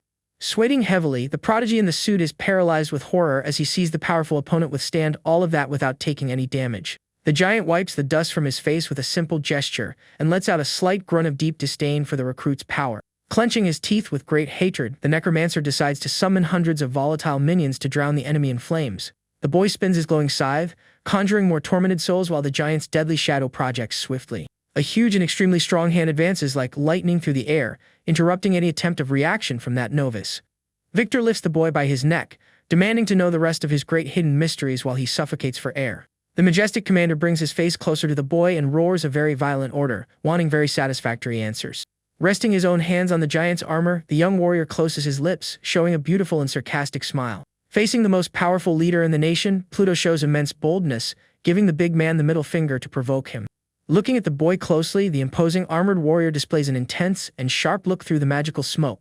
The grand leader finally lets go of the boy's neck, making the young man recover his precious breath with a few coughs. Displaying a quite satisfied smile, the gray-haired big man announces that the brave student passed. Totally confused by that sudden change in posture, the protagonist tries to understand which test he has just completed. The young man sits in the chair before the intact desk of the luxurious room and asks indignantly if all that chaos was a test. The old advisor explains that he requested a mortal combat to test the young fighter's true courage and bravery. Rubbing his own sore neck, the boy mocks the experienced gentleman's false kindness, capable of setting up something dirty. The imposing leader rises from his chair and defends his colleague, stating that the investment requires withstanding immense pressure. Victor Langley praises the boy's unusual summoning technique and confesses to being impressed by his strong spirit. Presenting his credentials properly, the armor hero confirms his grandiose position as guild leader. Upon hearing the majestic man's title, the necromancer maintains his serene look and focuses completely on the commander's figure. The student stands up politely and greets the supreme leader with a handshake while stating his own name. Observing the polite gesture between the two powerful hunters, the wise elder rests in his chair very calmly. Walking calmly around the luxurious office, the gray-haired warrior concludes that the boy's actual strength needs proof. Sweating cold at the terrible idea, the young man in the suit asks if the big guy wants to have another round of physical combat. The president points out the great level difference between them and rules out a simple fight because it wouldn't generate good empirical data. Returning to his seat, the hero suggests that the boy clear a dangerous level 15 cave in the massive capital by himself. The experienced mage widens his eyes, frightened by that absurd demand, while the student maintains his posture. Staring into nothingness, the protagonist mutters the difficult conditions of beating the apocalyptic difficulty alone. Promising a place in the guild even in case of failure, the leader points out that the novice will lose all the valuable sponsorship. Without hesitating for a single second, the brave necromancer looks up with great confidence and accepts the dangerous challenge. Admiring the boy's tremendous boldness, the gray-haired warrior hopes that the novice's great power justifies that confidence. Walking through the headquarters' extensive hallways, the young man reflects on the beasts of that location's apocalyptic difficulty. Viewing the test as troublesome due to his 4-level disadvantage, the boy decides to fight for the glory. Back in the noble hall, the wise elder warns the armored leader about the cruelty imposed by those harsh conditions. The mage recalls Victor's past suffering to pass that very same challenge, needing a team of 4 souls. Observing the calm night scenery, the president reports the future global horrors, which will demand far superior talent. Turning his body back, the commander decrees that the next chosen by the powerful organization will need to be relentless. At the rocky entrance of the Wicked Goblin's cave, the young necromancer finally arrives at the location of his new challenge. The system confirms the full recovery of the protagonist's magical energy, leaving him in his best shape for the exploration. Facing the dark rocky entrance, the boy challenges the terrible cave and prepares for the system's highest level mode. An immense red aura consumes the environment while an illusory image of crimson skulls points to the deadly danger.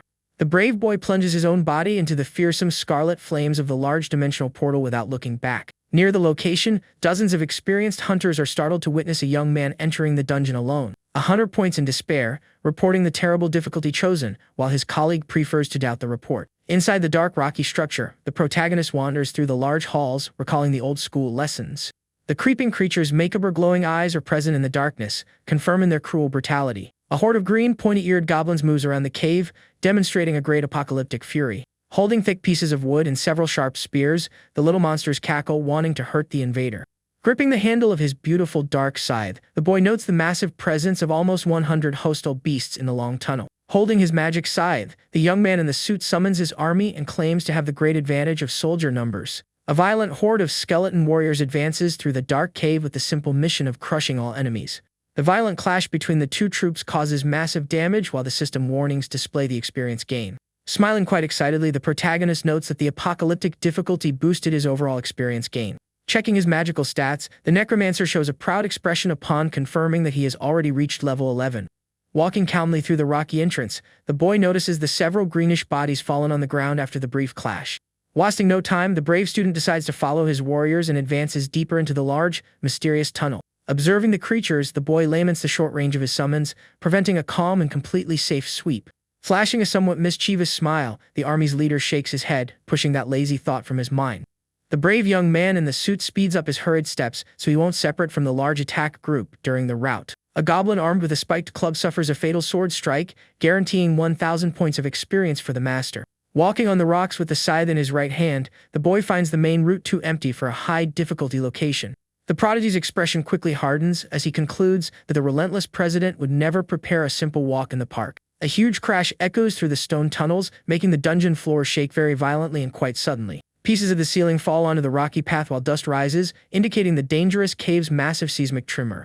Feeling the strong vibrations from the ground, the student and his soldiers face the darkness, awaiting the arrival of an immense beast. Wielding his weapon, the boy orders an immediate attack, forcing the bone warriors to run straight into the dark tunnel. In a matter of moments, one of the summons takes a brutal impact and shatters in the air, completely surprising its master. Startled by the crushing force, the protagonist acknowledges it is the first time witnessing his pieces breaking so fast. Maintaining a cold and highly analytical look, the experienced fighter deduces this must be the grand leader of that terrifying dungeon. The mysterious creature's extremely heavy footsteps shake the entire dirt structure, announcing the beginning of the decisive battle. Hiding behind one of the skulls, the boy smiles boldly, praising the enemy's grandiose triumphant entrance. The dust finally settles, revealing a gigantic armored monster positioning itself in the path of the brave skeleton horde. Analyzing the rival's size, the necromancer regrets the lack of time to convert his flames into deadly gunpowder barrels. Raising his magic scythe, the young man orders a group of warriors to hold the colossus while he prepares the lethal explosive minions. The green-skinned boss stares at the tiny opponents with great disdain while they advance quite bravely. In a brutal move, the powerful monster swings its giant wooden club, sweeping several undead soldiers out of the way. While the bone shields shatter to pieces, the boy takes advantage of the brief distraction to start the quick volatile conversion. The giant's terrible glowing eye focuses on the young sorcerer at the back of the room, marking the new target of its enormous mortal hatred.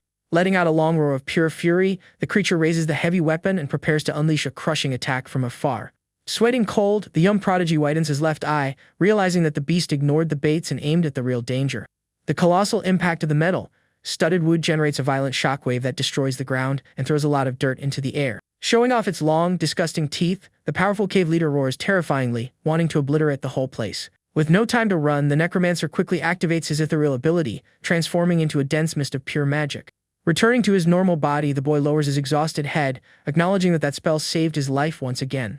Dominated by a strong dark fury, the boy displays his lethal red eye and intimidatingly decrees that the game has turned. The immense scarlet illusion tears through the tunnel's shadows, projecting the fatal gaze right onto the totally frightened huge boss's back. The dangerous paralysis magic takes over the environment, while the young man walks beside his loyal summons with the barrels. Very serene, the experienced hunter declares that the paralyzed monster is nothing more than a simple ingredient on his cutting board. Spinning the weapon elegantly, the warrior in the suit walks with the minions, calling himself the grand chef of that whole kitchen. Maintaining his extremely confident smile, the brave protagonist prepares to begin the true destructive attack. The loyal skeletons pile gunpowder barrels at the feet of the paralyzed huge giant while the necromancer announces the banquet. A sequence of deafening explosions entirely consumes the greenish creature's body, raising a dense ball of fire. The colossal cave boss roars in pain as the violent magical flames burn its armor and tear its tough skin. The immense giant falls heavily against the rocky ground, guaranteeing more than 12,000 points of pure experience for the boy. Holding his scythe, the prodigy finds the immense ease of taking down the dangerous leader without having to fight a long war strange. Looking at his system's glowing screen, the young man huffs in slight frustration upon noticing that the victory didn't even yield a full level. Walking near the charred carcass, the hunter keeps his gaze alert, feeling a terrible and dark sense of danger. The boy mentally recalls that every completed cave displays a magic screen guiding the adventurer toward the exit route. Looking carefully at the dark walls around him, the student notes the absence of the mysterious room's glowing warning. In a quick snap of pure deduction, the young man's eyes widen as he concludes that this cave has multiple cruel bosses. Recalling his theoretical classes, the boy remembers that these complex dungeons require the fall of all the monstrous beasts.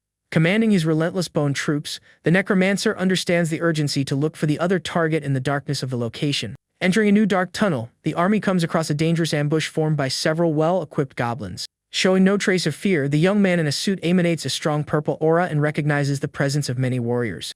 Wielding spears and strong shields, the undead run over the greenish enemies, obeying their commander's strict order. Analyzing the massive experience gained for each defeated creature, the boy concludes he is very close to the final stage of the area. A gigantic cave filled with shadows houses countless wild monsters while a bestial roar shakes the walls. The elite hunter focuses his vision into the rocky darkness, deducing that the loud, terrifying roar certainly belongs to the new leader. The dead soldier's front line goes flying through the air, confirming that the sea of tiny goblins was just the tip of the iceberg. Strong, muscular creatures with greenish skin begin to punch and mercilessly destroy the skeleton warrior's skulls. Bearing its grotesque, sharp teeth, the gigantic beast finds the advance those persistent and fragile dark troops strange. With a terrible look of pure hatred glowing in the darkness, the huge warrior goblin spots the human responsible for the attack. The student's face reveals great frustration when he finally realizes the presence of three monstrous bosses in front of him. The three horrendous colossi rise on the battlefield escorted by a brutal horde of more than 100 small creatures.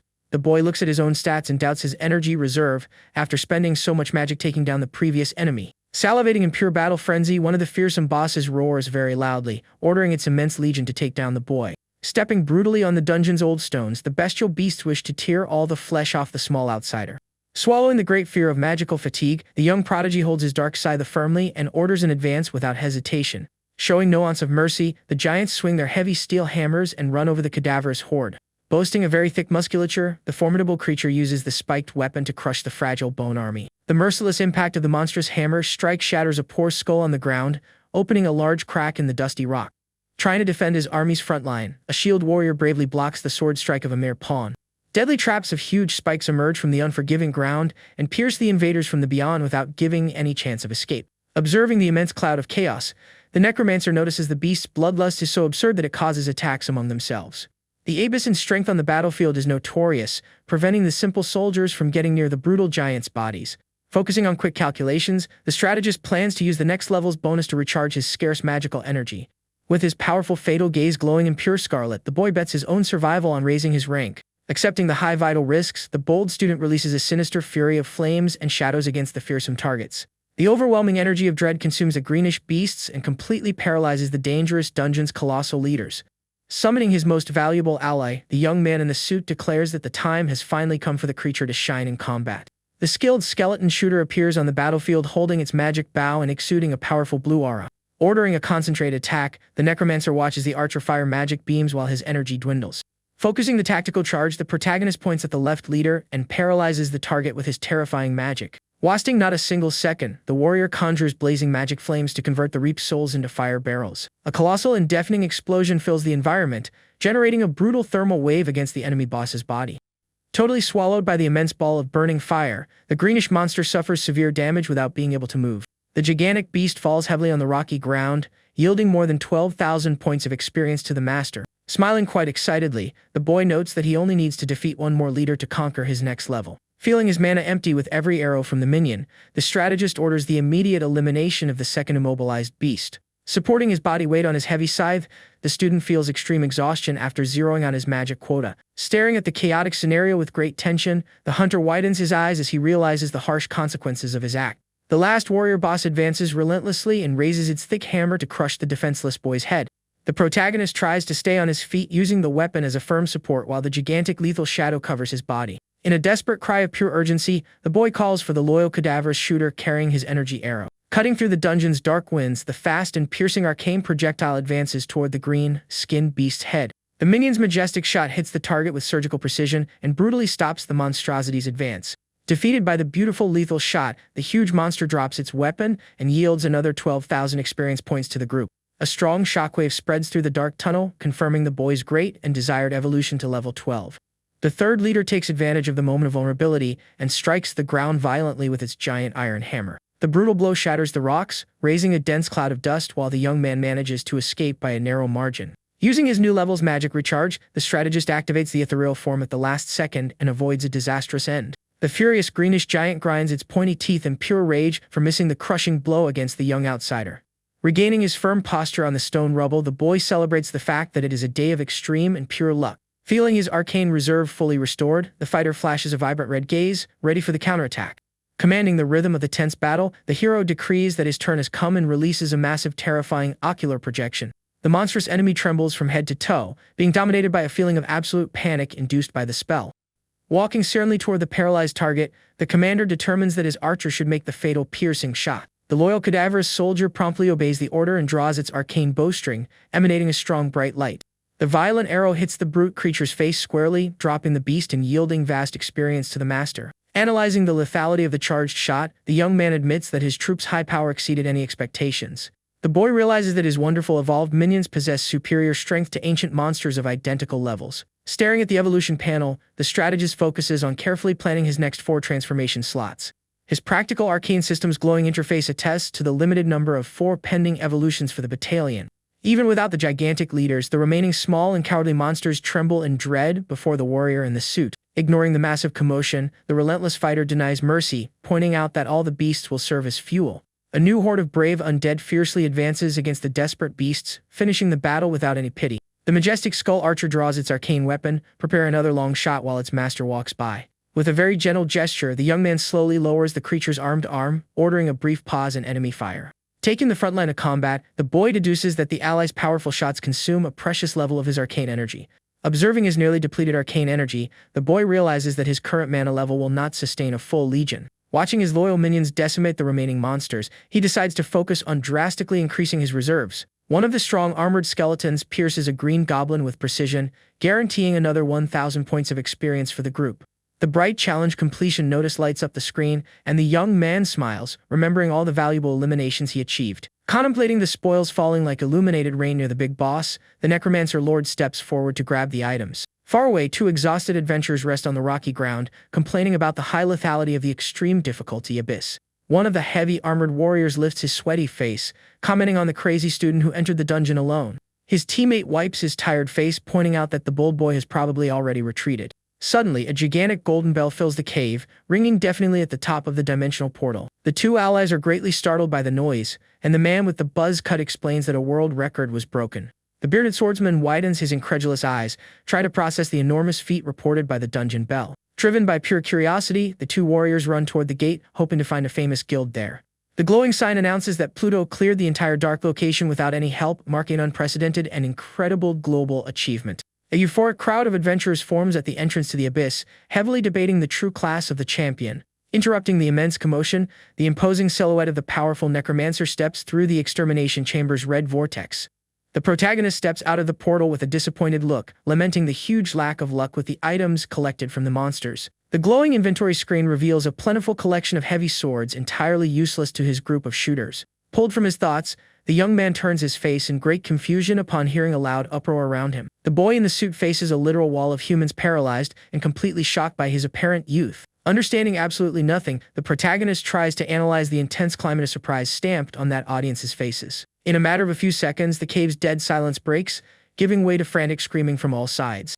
The men point desperately at the boy, confirming that a simple teenage student broke the great world record. The girls in the crowd sigh in deep disappointment for not finding a huge muscular colossus leading the mission. Hearing the countless absurd rumors about mages and warriors, the young man furrows his brow, finding the whole situation very bizarre. Ignoring the terrible gossip, the skilled fighter decides to use his agility to try and cross that human wall. Several curious hunters shove cell phones toward the prodigy, offering great invitations to famous guilds. Quite bothered by the dangerous lack of personal space, the boy pushes the meddlers away, deciding to look for a quiet spot.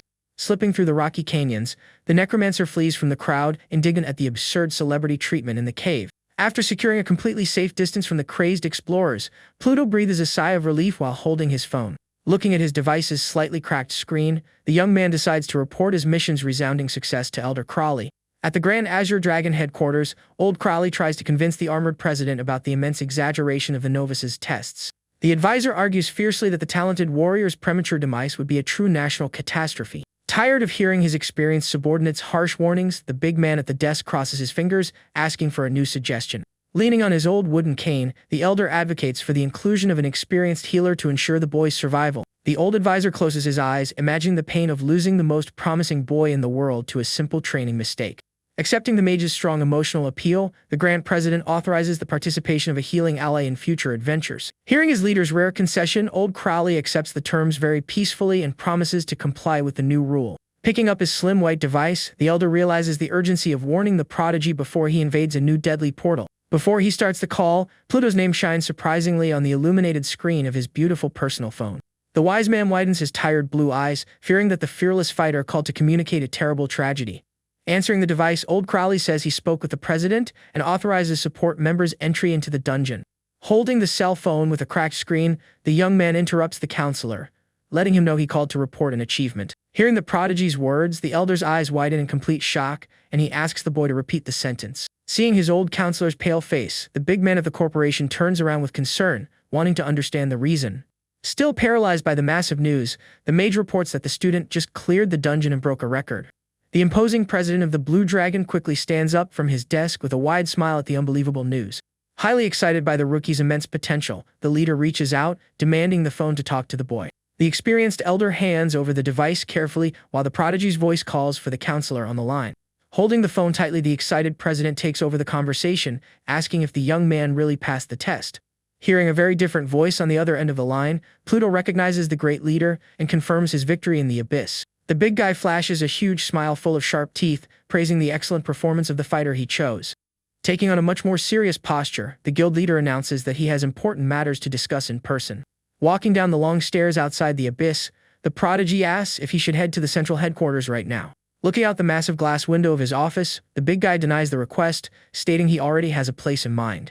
During the night, the necromancer arrives at the prestigious restaurant chosen by the president and admires its beautiful traditional facade. The young fighter gets a little nervous upon realizing the big guy has not arrived yet, hesitating to enter the place alone. Opening his wallet, the humble student notices he only has 10 gold coins since he has not sold his loot yet. Closing his eyes with determination, the boy takes a deep breath, reminding himself that he faces monsters and should not fear a restaurant. Walking toward the illuminated door of the luxurious establishment, the suited warrior tries to act very naturally. A friendly receptionist greets the newcomer, and the young man stutters slightly when confirming the reservation for room 1. The woman is completely shocked by the room number and asks the customer to display his data panel with his name. The hunter's glowing arcane interface appears in the air, confirming his identity and his rare shadow focus class. Analyzing the important floating information, the employee verifies the reservation's validity and invites the boy inside. The woman guides the boy through the hallways, figuring that the visitor is a special guest of the Blue Dragon's president. Maintaining a very cold and calculating posture, the Shadow Lord walks through the restaurant with his hands in his pockets. An elegant waiter in a suit approaches politely and asks the protagonist to follow him to the reserved area.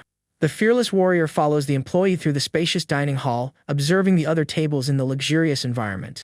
Nearby, a dark-haired man in a suit eats a large plate of meat in a very solitary and focused manner. The mysterious man shows an irritated look, deducing that his ally failed the elimination mission and feels ashamed. Chewing his meal, the arrogant guy decrees Pluto's downfall as soon as his brother finishes the shady job. Walking serenely toward the restricted area, the necromancer peacefully passes right by the mysterious enemy's table. The dark-haired man gets a huge scare when he recognizes the young man walking by, shocked to see that he survived. The envious guy grips his fork with intense anger, promising to crush the prodigy using his massive financial wealth. Completely losing his cool, the villain slams his hand on the table with great force, knocking over some glass objects in the process. Taking on a mocking posture, the suited man asks if the rookie made a lot of money to eat in such an expensive place. The polite waiter asks if there is any problem, and the boy laments the misfortune of always running into annoying people. Standing up from his chair, the arrogant man insults the warrior, stating that the minimum expenses of the place are over thousands. The dedicated employee extends his hand to stop the scene, demanding total respect for the esteemed special guest. The shady guy freezes instantly and stands completely paralyzed, trying to process the rookie's high status. After a few seconds, the villain starts laughing hysterically, calling the powerful fighter a simple, miserable orphan. The dark-haired villain mocks the boy, claiming he is just a simple guild candidate with no real value. Showing no fear, the young fighter releases an intense dark aura from his body while the suited man steps back in fear. Pointing a trembling finger, the desperate man warns that fights between professionals are strictly forbidden on the premises. The manager of the luxurious floor quickly steps in, begging the special guest to calm down and not start a brawl. Surrounded by shadowy auras and mystical skulls, the necromancer refuses to back down, questioning the reasons to lower his guard. Faced with the boy's overwhelming hostile pressure, the employee panics, assuming his beloved job is gone. With a very calm look, the boy simply materializes a glowing arcane bow, stating he just wanted to show it to his colleague. Displaying the beautiful icy weapon, the suited warrior taunts the man in the suit, stating he certainly knows the item's owner. The arrogant guy's eyes widen as he sweats cold, instantly recognizing his blonde ally's signature weapon. Looking down at the coward, the necromancer reveals he defeated the bow's previous owner and challenges his rival to try new tricks. Completely terrified, the villain thinks about his friend Cedric's terrible fate, trying to process the rookie's immense strength. Showing absolutely no sign of mercy, the young man extends his right hand, gathering a massive amount of pure energy. Regaining his usual serenity, the student stops his power and politely asks the waiter to lead the way to the room. The extremely wealthy man grits his teeth, consumed by envy for never having stepped into the VIP area and over Cedric's shocking defeat. Consumed by the purest hatred, the dark-haired enemy shouts the protagonist's name in his back across the vast hall. Stopping in his tracks, the powerful Shadow Lord slightly turns his face, aiming a terribly dark look behind him. Yelling at the top of his lungs, the villain warns that the Blue Dragon is not the only famous large organization protecting the vast nation. Suddenly, a giant gloved hand grabs the insolent guy's shoulder, asking if he is insulting his guild. The arrogant man feels the strong grip and tries to recognize the large figure armed with an imposing axe right behind him. Losing all sense of reason, the guy turns around furiously, wanting to know who had the immense audacity to interrupt his scolding. The enraged villain attacks with his axe, but a huge guard in green armor blocks the strike using a combat spear. Trembling with fear, the suited man recognizes the famous bronze soldier and deduces in the same second who is leading the security. The guild's respected elder appears beside the armored warrior, citing the serious offenses of defaming and attacking the leader. The pathetic guy drops his weapon on the marble floor and begs for the mage's forgiveness, swearing he did not know who was there. Ignoring the lame excuses, the old counselor boils with anger, promising to teach the spoiled brat a painful lesson. Trying to save himself from punishment, the fearful guy points his finger, recalling that combat is strictly prohibited inside that place. The imposing presence of the formally dressed president appears next to the elder, and he questions that nonsense talk about rules. Covering the enemy's body with a crushing shadow, the big man of the corporation firmly declares that he is the law itself. The coward's face turns pale in a fraction of a second, realizing he provoked the most dangerous people in the entire nation. Clenched fists charged with immense magical energy fill his vision, announcing a devastating attack with absolutely no mercy. The powerful president delivers a brutal electric punch, launching the suited man across the vast hall with immense aggression. The devastating impact shatters the sophisticated venue's glass wall, scattering shards as the villain is thrown out of there. Stretching his arm through the dust, the big guy warns that any scum trying to harm his boy will face the same outcome. Outside, several people observe the body lying on the sidewalk, deeply shocked by the guy thrown through the thick glass pane. Completely unconscious and totally knocked out, the defeated man waits for help while pedestrians call for ambulances. Looking up at the hole on the upper floor, the onlookers finally recognize President Victor and the powerful Vice Chancellor Aaron. The customers gossip intensely, trying to guess who the noble guest is, and realize that the humble boy is the answer. The poor establishment manager sweats cold in pure terror, staring at the boy, realizing he almost offended his boss's idol. Trembling from head to toe, the employee bows deeply, revering the powerful duo of guests with great respect. Maintaining his very rigid expression, the wise elder informs the manager that they will proceed alone, demanding the mess be cleaned up. With his hand on his chest, the relieved manager Jones assures his powerful superiors that he will quickly resolve all the mess. Turning to his subordinates, the suited man demands the hall's evacuation and that the injured guy be sent to a hospital. Walking through the restaurant corridors, the imposing president confesses to being impressed by the victory in the abyss. The big guy admires the boy's flawless posture while the young prodigy politely greets the two great leaders. Returning the humble teenager's respect, the wise counselor points out that the hearty meal is already getting cold on the table. Observing the friendly old man, the necromancer admits in his thoughts that he never expected to see such a brutal side of him. The counselor highly praises the boy, revealing that the leadership duo was entirely right about the rookie's immense talent. Scratching his head awkwardly, the humble warrior confesses that he escaped defeat by pure luck and drained all his mana. The silent group finally arrives in front of the giant wooden double doors, marking the venue's luxurious room number 1. Looking at the tired boy, the old counselor assures him that his arcane energy will overflow as soon as the door opens. The vast reserved room features a colossal rotating table completely covered with the most exquisite dishes in the city. Completely surprised by the banquet, the boy deduces that all that beautiful presentation costs an absolute fortune in gold. Inviting the teenager to step into the large room, the friendly old man touches the rookie's back, asking him to take a seat. The big guy and the wise mage take their comfortable seats while Crowley encourages the hero to eat without standing on ceremony. The old man reveals that he ordered all special dishes focused on restoring the brave, exhausted hunter's magical attributes. Pointing to the glowing meals, the wise man explains that there are culinary support healers who craft stat-boosting dishes. These delicious special recipes have the incredible power to quickly restore defense and accelerate mana flow. Processing the old counselor's rich information, the suited warrior nods affirmatively, understanding the whole logic. Using delicate chopsticks, the elderly man hands over a prime piece of glowing blue arcane steak, promising to boost mana recovery. A strong blue aura immediately surrounds the hunter, and the boy thrills as he feels his magic source overflowing through his body. The friendly counselor flashes a proud smile, warning that the major enhancement has a short-based temporary duration. Without wasting a single minute, the attentive vice president hands over glowing pepper, focused on directly raising physical strength. Being pampered by the guild's 2 influential leaders, the hungry fighter tastes every delicacy, receiving enhancements. With his cheeks full of flavor, the young man chews the generous meal, enjoying the very first luxury of his entire life. Resting with a stuffed belly full of delights, the Shadow Lord stares at the glowing interface packed with physical buffs. Wiping his mouth with a fine napkin, the serious president shifts the pleasant mood, grabbing the satisfied rookie's full attention. The big man congratulates the candidate's top approval, officially declaring his permanent entry into the Grand Arcane clan. The cautious leader demands absolute secrecy about their alliance, warning that the young man's immense potential will attract envious enemies. Understanding the massive gravity of his own arcane class, the brave teenager perfectly agrees with the stern warnings. The respected president clasps both hands on the table and asks a stern question about who the real villains are. Relying on his vague school knowledge, the boy mentions neighboring nations famous for their deep hostility against the homeland. Confirming the tense political scenario, the leader reports that invading empires send elite operatives to target the highest ranks.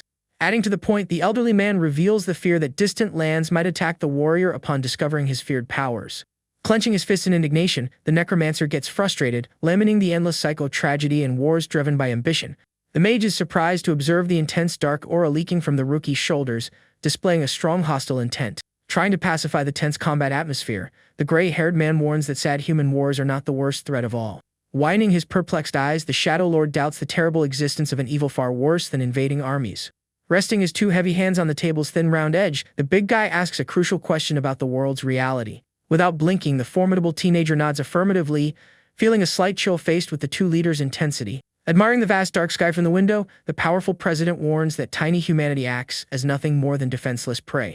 The young man widens his purple eyes in complete shock and questions the meaning of that terrible global revelation. The president calmly explains that there are the already known blessing rifts and also the dangerous calamity abysses. Looking at the leader very attentively, the necromancer tries to understand the real difference between the 2 portals. The experienced big guy raises 3 fingers on his hand, indicating the 3 major differences that exist between the abysses. The leader explains that the first type of portal opens using special keys and spawns exactly in the desired location. On the other hand, calamity abysses have a completely random origin and can devastate massive cities by pure surprise. The second major difference lies in the monsters inside, as the blessing creatures always match the explorer's level. The big guy reports that calamity beasts are completely unpredictable and have a base strength far superior to normal. Analyzing the grim power hierarchy, the student concludes that the dreaded calamity monsters are literal nightmares. Resuming his explanation, the president raises his finger again and points to the portal's flow direction as the worst difference. The big leader warns that creatures from normal dungeons remain trapped in their worlds and cannot invade humanity. Illustrating a scenario of chaos, the warrior warns that calamity beasts manage to invade the earth with great ease. The suited young man is entirely horrified to realize that monsters can explore the earth as if it were just a simple abyss. Confirming the rookie's fears, the wise leader declares that the vast human world is nothing more than a giant hunting ground for them. Processing the danger of the situation, the humble teenager deduces that the unpredictable red portals are the true threats. The imposing warrior sighs deeply, stating that true despair does not come from these simple scattered portals. The president explains that every 10 years, a colossal abyss tears the skies of some nation, bringing thousands of smaller rifts. The dreaded Calamity King invades the world, forcing the chosen nation to wage a tragic, fierce battle for its survival. The Blue Dragon leader adopts a grim posture and reveals that the next tragic global war will happen in just 1 year. The necromancer turns his face, scared by the deadline, and tries to understand why the Great War isn't in schoolbooks. The old counselor explains that the devastating event is kept an absolute secret by nations to avoid global public panic. Piecing together all the valuable information received, the teenager deduces that his beloved country will be the next stage of chaos and pain. The powerful duo of guild leaders widen their eyes at the same time and are very surprised by the boy's brilliant deduction. Regaining his usual composure, the elder mage asks how the inexperienced rookie hunter figured out the nation's fate. Facing his respected leaders, the boy states that he managed to notice the deep anxiety embedded in their bones. The experienced big president reflects on the boy's words, silently confirming the immense burden he carries. The suited man praises the student's sharp perception, regretting not having hidden his terrible nervousness properly. Holding the steaming cup, the protagonist hides his painful past, warning that he knows that terrible feeling very well. The youth recalls times fighting as a soldier to keep his cool while instinctive tremors dominated his body.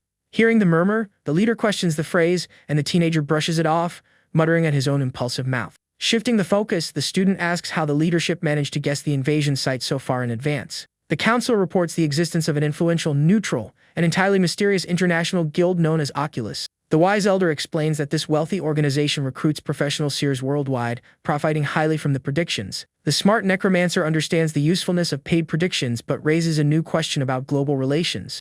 The boy fears that enemy nations might exploit the weakness of the dimensional war to launch their cruel and overwhelming attacks. The mage details a global rule that severely punishes any cowardly nation that tries to attack the chosen country for 5 years.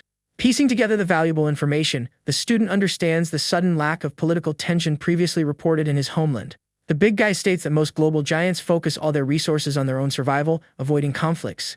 Quite curious, the necromancer asks if humanity has ever tried to invade the dark world of the cruel calamity beasts. The experienced guild president freezes instantly at the boy's audacity and stares at him in a very unsettling silence.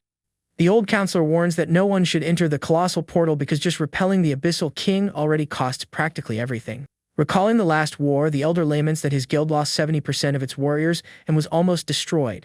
The young man lowers his face, feeling the weight of that terrible tragedy, and admits he was being naive about the Great War. The big guy stares at the boy intensely, stating that all the suffering is in the past and now everything will change with him. The president clenches his fists in excitement, arguing that the rookie's limitless summons double the chances of pure victory. Holding an illusion of the earthly globe, the powerful necromancer hears that his great strength can change a nation's destiny. The leader sits in the chair, guaranteeing that the entire guild will provide unconditional support throughout this year of preparation. Assuming an absolute leadership posture, the big president orders the old counselor to bring the stored gift. The elderly mage places a beautiful black briefcase on the large dining table, making a dull thud from the strong impact generated. The suited student questions the contents of the mysterious briefcase, and the counselor reveals they are special guild gifts. The dark luggage's metal clasp makes a sharp click while the Shadow Lord watches the opening with high expectations. The boy is completely amazed to see several luxurious magical items stored in the case and asks if everything is for him. The wise elder lifts a beautiful necklace with an eye-shaped pendant, explaining that the jewel is a legendary, grade artifact. The mystical jewel shines brightly in the air, possessing the incredible ability to teleport its wearer to an alley. The prodigy analyzes the beautiful silver jewel and is surprised to note that the rare item only requires level 1 to be equipped. The protagonist's eyes shine with enthusiasm, realizing that an instant teleportation spell has enormous practical value. The big guy displays the symbol of a golden phoenix, sharing that the item belongs to the 5 great leaders in cases of danger. Holding the valuable necklace very carefully, the young man asks how the guild president will communicate if he gives up the item. The president smiles, showing his own golden necklace, and shares that his guild owns 2 units for being the strongest. Taking on a more serious expression, the big guy informs that the rookie's jewel is linked only to the master artifact for security. The hunter wears the necklace, deducing he gained a very powerful personal bodyguard, and notes the jewel's long cooldown time. Right after, the old mage displays a beautiful silver ring, telling him that it was his very first legendary equipment. The incredible moonlight ring displays its magical attributes, providing 100 extra mana points and double the regeneration. Without a second thought, the necromancer slides the thin silver band onto his finger, feeling the metal adjust perfectly. A massive dark aura overflows from the warrior's hand as his magic base rapidly rises to 250. The elderly mage says that summoners need a lot of mana, and the boy agrees, finding the moonlight buffs absolutely perfect. Exhaling a sinister greenish smoke, the experienced counselor orders the rookie to take good care of the jewel or he will face his fury. The suited student waves his hands in a panicked way and swears he will protect the equipment as long as he is still breathing. Returning to his natural calm, the mage hands over 3 rare keys to the necromancer to celebrate the chance to explore new portals. The protagonist gets a big scare when the old counselor pulls the golden keys back before he can grab them. Holding the valuable items, the counselor warns that blessing keys are far too rare to be spent casually. The necromancer asks about the best time to use them, and the elder advises focusing on strong monsters to yield items and experience. The counselor smoothly hands the 3 keys into the boy's hands, advising him to wait for a major level cap. The warrior admits his desire to level up quickly and tries to coax an alternative suggestion from the 2 attentive leaders. The mage smirks, revealing that the 2 leaders have already set up the perfect training spot, and the boy gets curious. A massive fortress surrounded by high walls fills the horizon, serving as the guild's famous training ground. The prodigy recognizes the name of the Great Hall, remembering the huge rumors about the high difficulty and the millionaire rewards. Very excited by the grand idea of facing new monsters, the fighter flashes a wide smile, asking about the mode of travel. The elder displays a small transparent crystal, stating that the item allows direct transport to the large military area. Handing over the glowing crystal, the counselor directs the hero to seek Sector 3, focused on the safe development of rookies. Pluto stands up excitedly, letting them know he is in his best condition and ready to explore the dungeons. Roger maintains a serious expression and advises the young man to be very careful as soon as he arrives at the training site. The protagonist agrees, aware that the monsters in this great hall are much harder than the normal ones. Turning his body to the side, the leader warns that the boy must also stay alert to the other professionals present in the hall. He explains that the warriors in that place are national elite talents and tend to target rookies out of pure arrogance. Resting his hands on the table, the leader makes a personal request to avoid conflicts since the other members wouldn't stand a chance. Pluto smiles calmly, raising his hand and promising to do his best to dodge trouble without hurting anyone. The elderly man advises the boy to show the golden teleportation crystal if he needs to fight, as everyone knows that item's weight. Satisfied with the instructions, the young man decides to start his training, while the master reminds him of the Phoenix Eye's use. Rising with an intense golden aura, the prodigy focuses his power and visualizes all the new items he received. Bathed in a strong pillar of light blue energy, the hero says goodbye to the 2 veterans, promising to bring great results. A gigantic blue beam tears through the dark sky and strikes the massive classic structure of the military area, marking the start of the journey. The mystical energy dissipates quickly in the middle of the meeting hall, leaving a glowing trail on the luxurious floor. The 2 experienced leaders silently observe the empty spot, while the remnants of the teleportation spell float in the air. Roger flashes a smirk and admits to being very eager to see how much the youth will have evolved by their next meeting. Shifting to a grim expression, the dark-haired man declares that they need to clear the garbage from the protagonist's path. The counselor widens his eyes and asks if his ally is talking about the recent ambush attempt against the hero. Looking down with pure coldness, the warrior confirms the subject and reveals that intelligence has found the mastermind behind the act. He remembers the arrogant youth who was thrown out of the building minutes ago, assuming he ordered that attack. Stroking his beard, the gentleman understands his colleague's fury and notes that the strike would have been disastrous if they weren't in public. With a sharp look, the veteran demands caution to protect Pluto and asks if the investigation into the culprit is over. The leader explains that the enemy studies with the prodigy and has a rich father with no major martial skills but with a connection. The mastermind has an older brother who acts as a captain in the feared elite squad of the White Tiger Guild. The elder acknowledges that the White Tiger's master is highly overprotective and any conflict would cause a guild war. Wrapped in a dark aura, the master states that no one could stop him from eliminating that threat against the prodigy. Observing his ally's relentless fury, the counselor tries to figure out the real action plan against the enemy members. The man decrees the student's immediate capture, making it clear that very extreme measures will be taken during the arrest. Clenching his fist violently, the master orders the immediate elimination of the rich boy if he tries to resist the guards. Emanating a strong green magic, the veteran understands the situation's gravity and takes full responsibility for this mission. His partner thanks him for the support and asks that the operation be done with great pride in the name of the famous Blue Dragon Guild. Leaning on his staff, the elderly man emits powerful waves of emerald energy, preparing his own mystical travel spell. Roger notices his companion's strategy and understands that the enemy guild will direct all their hatred at the Blue Dragon team. Crossing his arms, he agrees that the hero is not mature enough yet and prefers to take on all the danger in his place. A massive building with high ceilings and luxurious decoration houses dozens of armed warriors looking for adventure groups.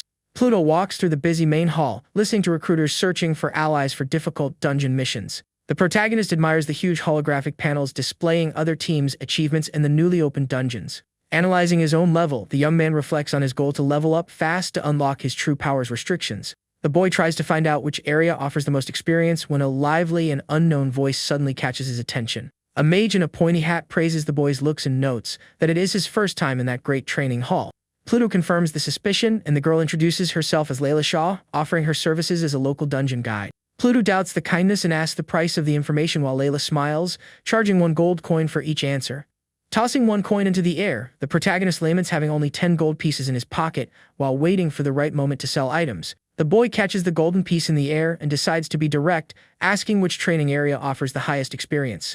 The young mage clasps her hands very excitedly, praising the choice and confirming she will point out the highest reward location. Touching her lips, she explains the system restriction that only allows the boy to enter areas up to 3 levels above him. With a dark look, the guide reveals that the abyssal spider nest is the perfect spot but warns he will need to wait. Pluto tries to understand the reason for the delay, and the girl mentions the massive horde of tiny creatures that requires a very large group.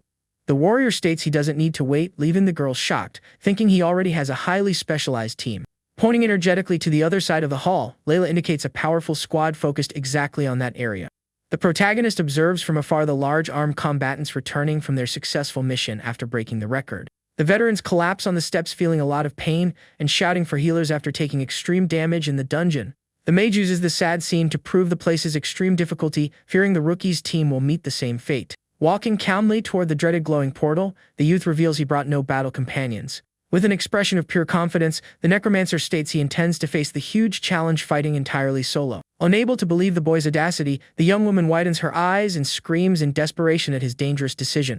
The guide's uproar catches the attention of dozens of warriors in the area, making Pluto sigh tiredly at the stairs. He questions the reason for such unnecessary commotion while the guide covers her mouth in embarrassment and apologizes for the mistake.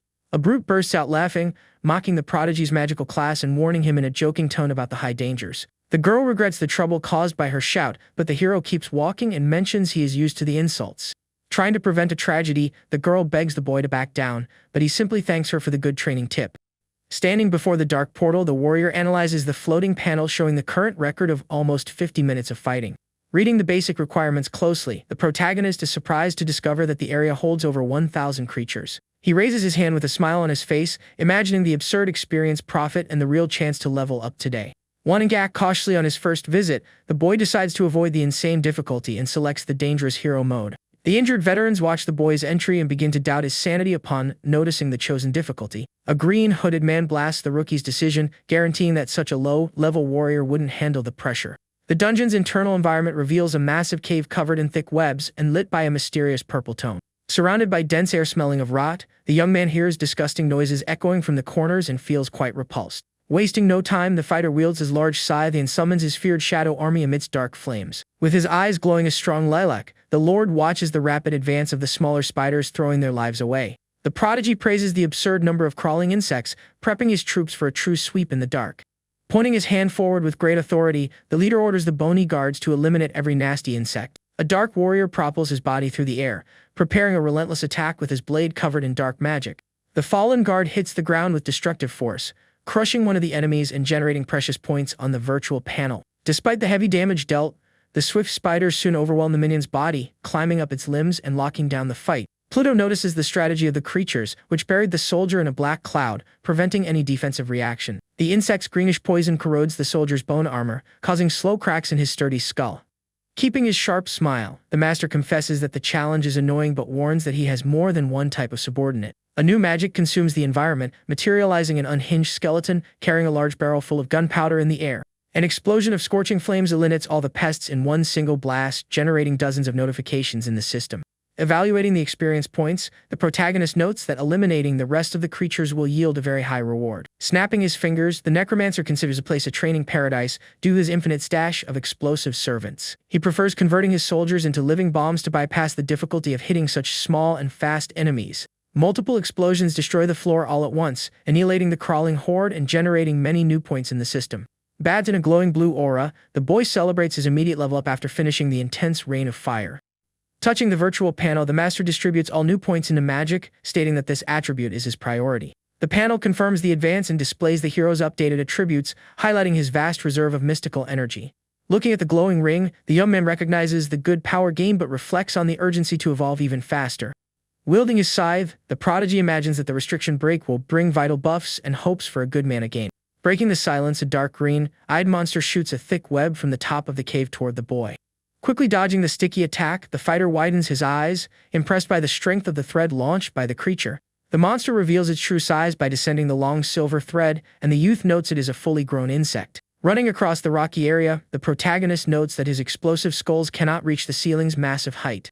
Flashing a confident smile, the master summons purple flames in his free hand, remembering he doesn't need to fight alone. A dark mist fills the spot and reveals the emergence of a powerful evolved soldier specializing in precision shots. The Lord points his weapon at the enemy while the minion preps an arrow charged with strong blue lightning. The electric arrow cuts through the air at high speed, flying straight up to reach the monster stuck on the stone ceiling. A thunderous flash hits the target with pinpoint accuracy, causing the defeated creature to fall and granting 100 more points. Wrapped in blue flames, the marksman takes a defensive stance beside the young man, perfectly covering ranged combat. Observing the glowing bow, the boy recognizes the mystical soldier's immense dexterity and deduces he can do much more. Taking the battlefield's front line, the fighter orders the guard to maintain the same strength in the next shots. Dozens of new arachnid pests emerge from the shadows, preparing a massive rush toward the two warriors in the center. A series of glowing skulls hits the ground, creating intense fire barriers around the prodigy and the marksman. Relying on the self-destructing minions, Pluto delegates control of ground targets to the undead equipped with heavy barrels. Absurd heat waves engulf the closest pests and guarantee a rewarding streak of eliminations on the virtual panel. Carbonized remains of arachnid legs plummet near the boy, confirming the magic bomb's relentless lethality. Turning his attention back to the upper environment, the Lord delegates airspace protection to the specialized minions' long-range strikes. Pulling the mystical string with extreme force, the skeletal soldier focuses a blinding light at the tips of dozens of arrows. Releasing the weapon's tension, the bony guard launches a large-scale glow toward the completely dark part of the rocky ceiling. Tearing through the cave's darkness, the projectile travels fast, illuminating the predator's countless green eyes up above. The system confirms a special skill's activation, unleashing an electrical storm across the entire stone structure. Hundreds of falling arrows create a glowing curtain in the hall, sweeping all enemies present in the upper zone. The adult creatures are mercilessly pierced by the destructive energy, plummeting from the thick web threads with no resistance. The heavy insects hit the ground, kicking up dust and writhing under the intense blue fire caused by the magical projectiles. Holding his scythe, the Lord praises the marksman class's efficiency, highlighting the lightning rain's strong area damage. Analyzing the mana usage, the boy notes the technique's cost, aware that his magic pool will run out very soon. Extending his free hand forward, the hero gives thanks for the annoying horde's elimination and prepares for the next step. Huge red eyes glow threateningly in the cave's dark background, announcing the area's boss beast's imminent arrival. Outside, the two veteran warriors watch the blue portal, intrigued by the combat's 20-minute duration. The injured warrior bets on the youth's defeat, but his ally reminds him that the panel would send an immediate mission failure alert. The injured warrior dismisses the chance of escape, stating that they know every inch of the cave and there are no hiding spots. Wearing a green hood, the marksman tries to imagine a different scenario, considering that the youth might actually be fighting the enemy horde. The veteran shouts irritably, saying that a low-class fighter summoning a few skulls would never defeat the entire swarm. Resting his hand on his chin, the hooded guy reflects in silence and hates to admit that a shadow mage could clear the area. He remembers the young man's calm demeanor during entry, emitting a slight gut feeling that victory could be possible. Shaking his head, he dismisses the crazy idea, noting the hero could never defeat the cave's final challenge. Deep in the dark lair, the gigantic spider empress rests on the web-covered ceiling awaiting her next prey. The massive creature drops from the shadows and hits the rocky floor, kicking up a dense dust cloud in front of the young warrior. Holding his scythe, the protagonist notes the beast's absurd size and recognizes the strong smell of rot exuding from her body. Opening a circular maw full of sharp fangs, the colossal monster spits a thick web thread toward her target. Pluto maintains an extremely cold and relaxed posture while the fast attack cuts through the air, crossing the space toward him. A strong skeleton soldier brandishing a large halberd steps in the way and blocks the sticky strike with his weapon's handle. Leaning on his guard, the Lord mocks the insect's violent reception and deduces that this is the beast's standard way of greeting. Pointing the glowing scythe forward, the hero decides to return the strike, activating his small minion loaded with gunpowder. A curtain of scorching fire engulfs the monstrous creature while she screams in pain under the impact of the sequential explosions. Giving no chance to defend, the necromancer hurls several skulls at high speed, crossing the air like heavy deadly missiles. A second minion jumps wielding a massive strong shield and smashes the ground rocks, generating a new brutal impact wave. The fire keeps consuming the giant insect's body, causing violent booms in every corner of the tight confinement. Observing the enemy's fierce resistance, the boy praises the spider's brute strength and understands why she is the lair's boss. With his eye glowing in a deep red tone, the master radiates a dark aura and orders the beast to paralyze immediately. The fierce skill creates a massive eye in the sky, bathing the large scared monster in a dominating scarlet light. Walking around the area, the prodigy notes that the beast has finally been subdued and assumes the easiest part of the fight has begun. Displaying a merciless purple look, the lone warrior orders his troops to maintain the intense fire bombardment. Explosive soldiers run toward the paralyzed target, generating a pillar of fire and pure destruction in the middle of the large cave. The panel emits a warning confirming the Empress's elimination and rewarding the hero with exactly 35,000 extra points. Wrapped in a bright emerald energy, the mage levels up, reaching the 14th mark and increasing his mana. Looking at the virtual screens, Pluto celebrates the accelerated growth after realizing he climbed 2 levels in just one single visit. Walking among the bony soldiers, the youth analyzes the exaggerated amount of dropped items and notes his inventory is full. Outside, the marksman bites his nails, frustrated with the long half-hour wait, and questions the new student's whereabouts. A blonde mage holds her staff, claiming the rookie failed to clear the area alone, and decides to leave with her team. The hooded guy sighs tiredly, agreeing with his ally as he remembers the lone mage doesn't have a high rank. Accepting the sad assumption of defeat, the man gives up waiting and runs across the hall, asking his colleagues to wait for him. A sound alert from the massive magical portal interrupts the guy's retreat, making his entire face freeze in a sudden scare.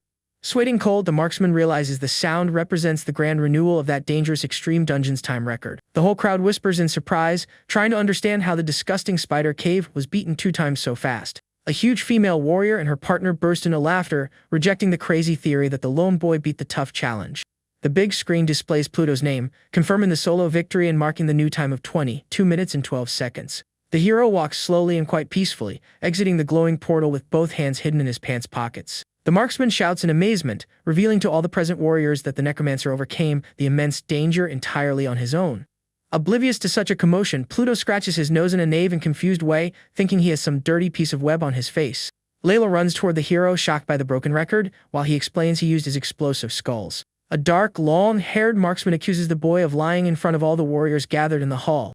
The man asks irritably how the youth summoned so many bombs in just 20 minutes to annihilate thousands of spiders. Pluto observes the unknown marksman with his cold eyes lit by a purple light, trying to remember if he has seen him before. A large warrior woman supports the man, deducing that the magic class's long cooldown time would limit the summons. Facing the prodigy's back, the marksman demands to know the real victory method and insists on the useless lying theory. Seeing the hero's silence, the long-haired warrior pulls his face back and feels a slight chill at the dark possibility. Leaning his body forward, the ill-intentioned man taunts the boy, trying to pull some dirty secret of his victory.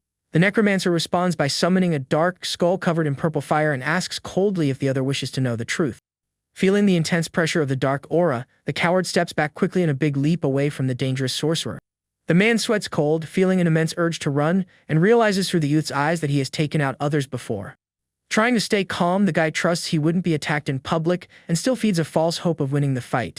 Pointing his finger rudely, the warrior questions how such a low-ranked mage managed to get into that space. A blonde woman agrees with the serious accusation and raises unfounded suspicions about the youth being a spy from another nation. Layla shrinks back, scared by the rising tension, while the crowd keeps accusing the hero of wanting to destroy the hall. Satisfied with the immense chaos created, the marksman smiles maliciously upon noticing his words manipulated everyone there.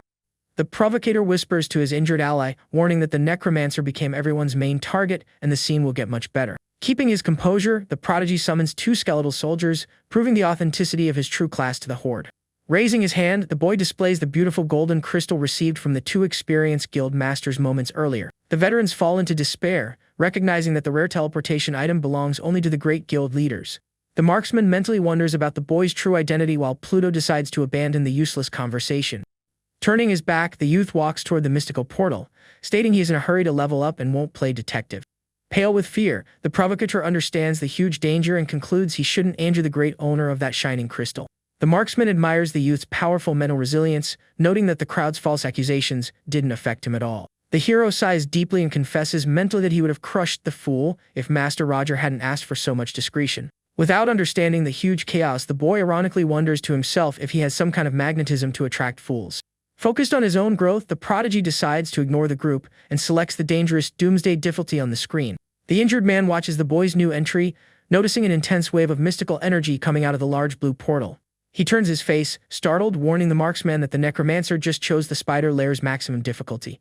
The dungeon's internal scenery shows thousands of small greenish arachnids preparing an attack against the mystical invasion. Dozens of dark soldiers run at top speed toward the insect army, faithfully following their lord's orders. The fast spiders crawl up the armed guards' bodies, forming a major tactical nightmare for close-range combatants. Raising his hand, the hero celebrates the tense situation and points out that those creatures make a perfect target for his bombs. A heavy warrior with gunpowder dives into the black swarm, quickly swallowed by the massive wave of crawling insects. An orange explosion shatters the stone floor, annihilating dozens of enemies and granting a lot of experience to the master. The panel shines with the completion of level 15, and Pluto praises the huge amount of points generated by the extreme difficulty. A beautiful golden screen announces that a new restriction removal is available, confirming the hero's theory about evolution. The magical text releases the systemic limit, confirming a permanent mana gain with every elimination secured by the warrior. The boy smiles, understanding that even humans and monsters can serve as true, living, and valuable sources of pure magic. Hearing the bug's noise, the Lord realizes the lair's giant horde will form a valuable attribute banquet for him. Holding his scythe, Pluto breaks into a wide, dark smile and states that this place is nothing more than his own personal paradise. A gigantic monstrous spider with greenish eyes leaps aggressively across the rocks, emitting a terrifying screeching sound. The protagonist calmly ducks his head the exact moment a sharp arachnid leg slashes the air in his direction. One of his skeleton warriors blocks the strike perfectly, using a long broadsword to protect the necromancer lord. The powerful spectral blade slices the creature's leg with ease, generating an intense glow of greenish energy at the cut. The skilled skeleton advances quickly with its weapon and cuts the monster in half, securing 100 experience points. A screen floats in the air announcing that the target's elimination granted 1 precious additional max magic point to the Lord Hero. Wrapped in bluish flames, the boy observes the systemic notification and notes with satisfaction that his magic limit has increased. Glancing over his shoulder with a superior and mysterious air, Pluto calmly calls for his loyal skeletal marksman ally. The undead with a pirate hat pulls his bowstring while an arrow of pure magical energy forms rapidly. Aiming the weapon at the cave's ceiling, the marksman focuses a huge amount of shimmering magic ready for the shot. A colossal magic circle forms on the ceiling, unleashing a merciless rain of endless glowing arrows against the ground. The countless projectiles pierce the massive abyssal spider simultaneously, generating a cascade of experience points.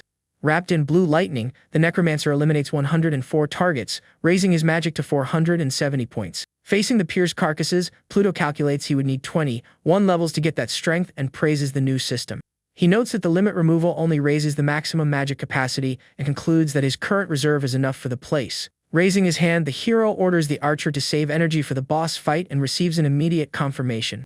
Snapping his fingers confidently, the protagonist declares that the gunpowder skeletons can handle the rest of the monsters. A smiling cadaveric soldier carries a huge burning wooden barrel ready to initiate a true self-destructing attack. Several undead warriors run wildly into the dungeon's darkness, generating colossal explosions along the walls.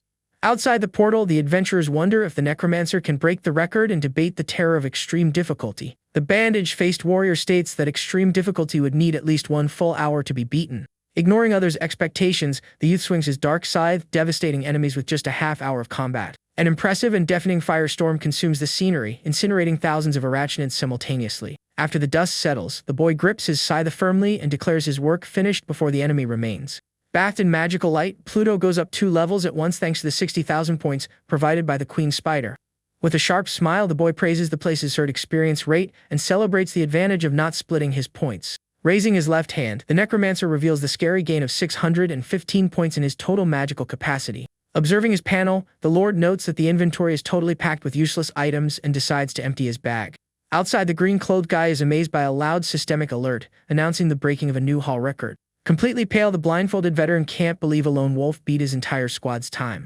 The bright digital sign confirms Pluto's phenomenal victory, marking the impressive time of 36 minutes. The prodigious warrior exits majestically from the sparkling portal, while being treated by the onlookers like a true deity. The excited youth in green clothes jumps for joy, pointing out that the hero managed to conquer 2 unprecedented milestones on the same day. Watching Pluto's serene walk, the adventurer praises his unfathomable power while the master asks about Layla's whereabouts. With a wide smile of admiration, the guy decides the mysterious necromancer is his idol and swears to fight bravely by his side.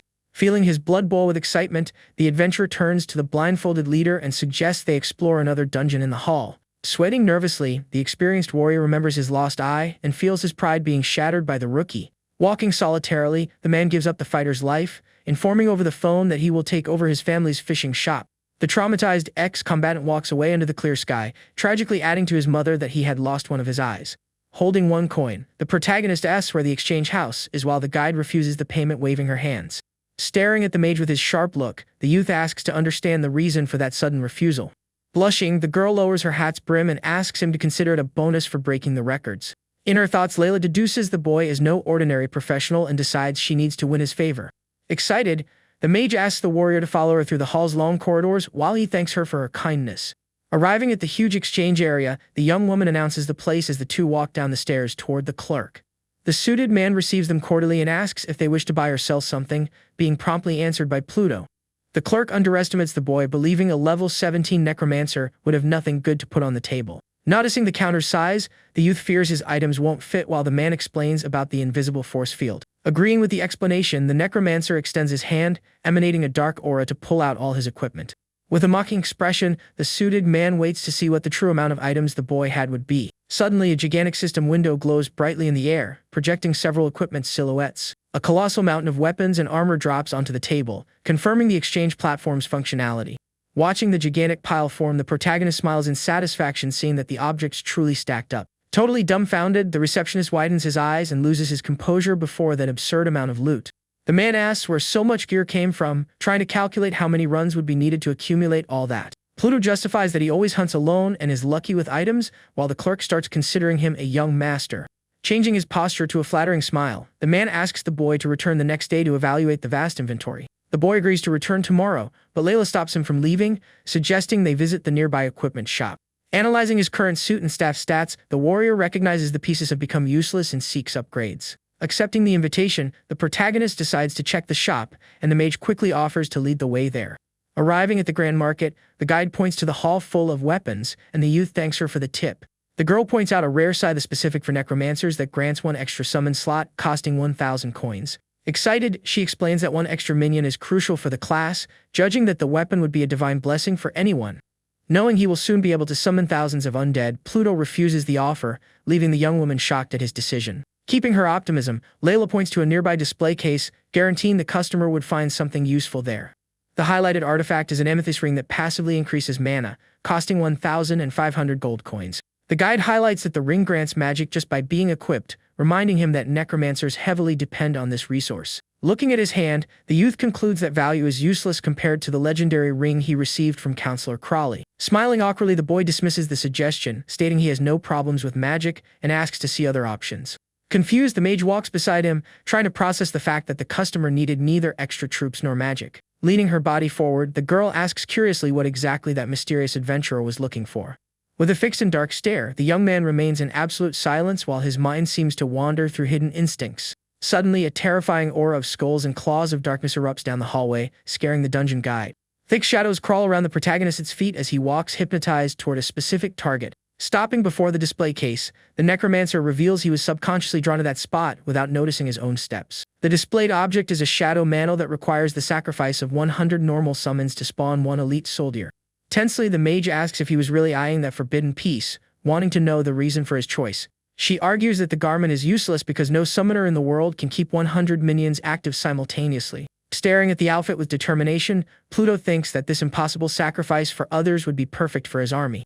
Imagine the mantle's power, the protagonist concludes he could summon elite warriors hundreds of times stronger. With a confident smile on his face, the youth concludes that the mystical equipment was literally tailor-made for him. Determined, the boy states he needs to get his hands on the piece even if the sign indicates it is not for sale. Completely shocked by the customer's audacity, the dungeon guide widens her blue eyes, not knowing what to answer. Satisfying the warrior's curiosity, the mage explains that the artifact dropped from an abyssal beast in the country's last war. Touching the display glass, the necromancer laments the item's state, deducing it called him because it felt trapped there. Facing the dark mantle with an imposing posture, Pluto promises out loud that he will free it from that prison soon. The young man asks if there is any hidden way to obtain the forbidden outfit, leaving his companion completely bewildered. Thinking a bit, the girl mentions that there might be one single way to get the piece, catching the boy's attention. The guide reveals that the hall's annual tournament grants the grand champion the privilege to choose any item from the exchange house. She notes that previous winners always chose extremely expensive weapons and fears the rules might block redeeming an ornament. With a dark and confident look, the protagonist deduces that if the rule doesn't forbid it, he just needs to win the grand competition. Indignant at her customer's calmness, the young woman rants, asking if he has any idea of that epic event's magnitude. Gesturing nervously, she explains that the tournament is sponsored by the 5 biggest guilds, gathering only the country's elite. The mage covers her face in frustration, stating that standing out and winning this dispute is harder than reaching the skies. Completely ignoring the girl's warnings, the warrior touches the glass again and reinforces his promise to free the artifact.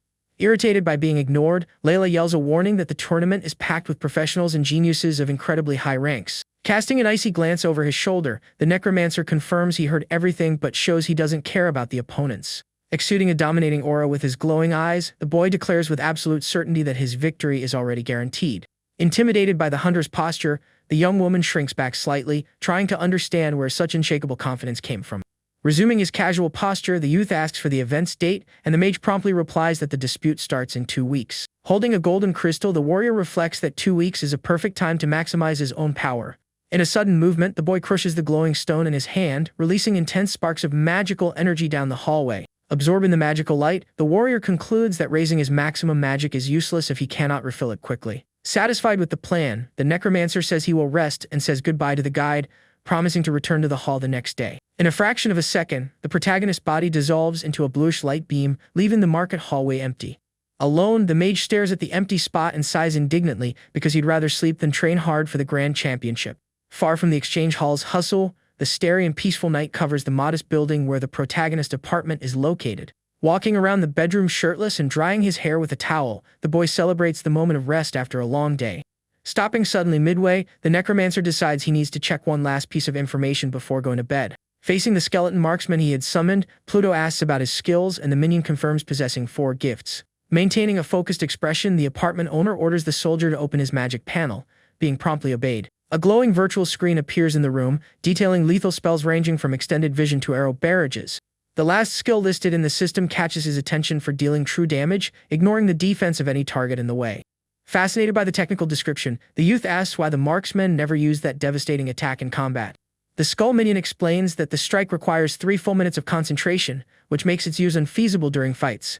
The soldier adds that reducing the amount of magic used in the arrow reduces its size, greatly limiting its destructive power. Reflecting calmly, the necromancer concludes that although he has plenty of magic, the long prep time is a critical flaw in the arena. Dropping the subject, the boy sits on the edge of the bed, stating he needs to take advantage of the rare opportunity to get some sleep. Getting ready for bed, Pluto orders the marksman to stand guard for the whole night, ensuring his safety in the room. Lying down on the mattress over wooden boards, the youth relaxes his arms, commenting on the comforting softness of the place. Slowly closing his eyes, the protagonist reflects that he had never experienced anything so soft in his past military life. Amidst deep sleep, memories of a chaotic past echo in his mind, brutally ordering him to wake up immediately.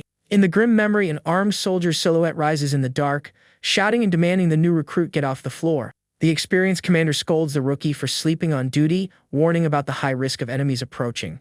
Holding his rifle nervously, the young soldier gets a severe scolding about the grave consequences of a night ambush. Grabbing the recruit's weapon, the superior emphasizes that the watchman carries the weight of the entire squad's life in his own hands.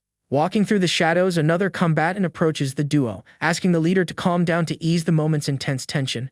Positioned at the ruined door, the marksman argues it makes no sense to blame the exhausted rookie for the entire country's invasion. The commander talks back, reminding him they are in enemy territory being hunted like rabid dogs during that cold night. Understanding the situation's gravity, the ally decides to take over the watch because the little recruit hadn't slept for 2 days. Smiling amicably, the veteran praises the boy's endurance capacity for managing to rest on the freezing concrete. Scratching his head awkwardly, the young soldier jokes that he grew up on the floor while the superior mocks his pride. The gentle-faced warrior reveals his great desire to sleep in one extremely soft bed as soon as the whole war is over.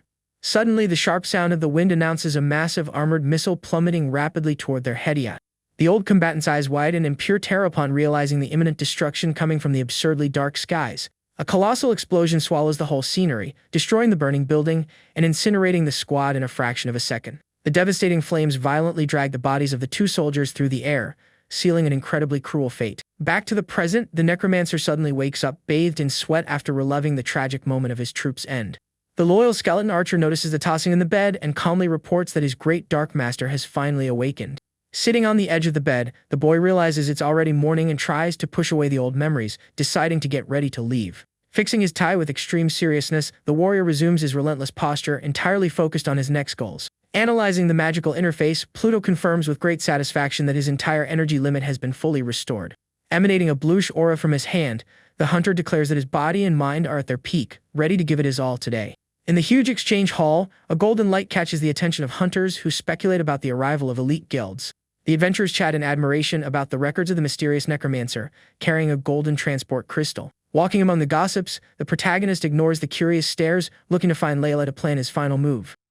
Waving excitedly in the middle of the crowd, the pointy-hatted mage calls the boy's name to guide his steps through the place. Walking down the bright hallways, the girl suggests they withdraw the money from the equipment sale, being supported by her partner. With quite a perceptive look, the companion assumes the meeting was not set just to claim the fortune in coins. Straight to the point, the necromancer asks if there is any dungeon with a monster count higher than the abyssal spider nest.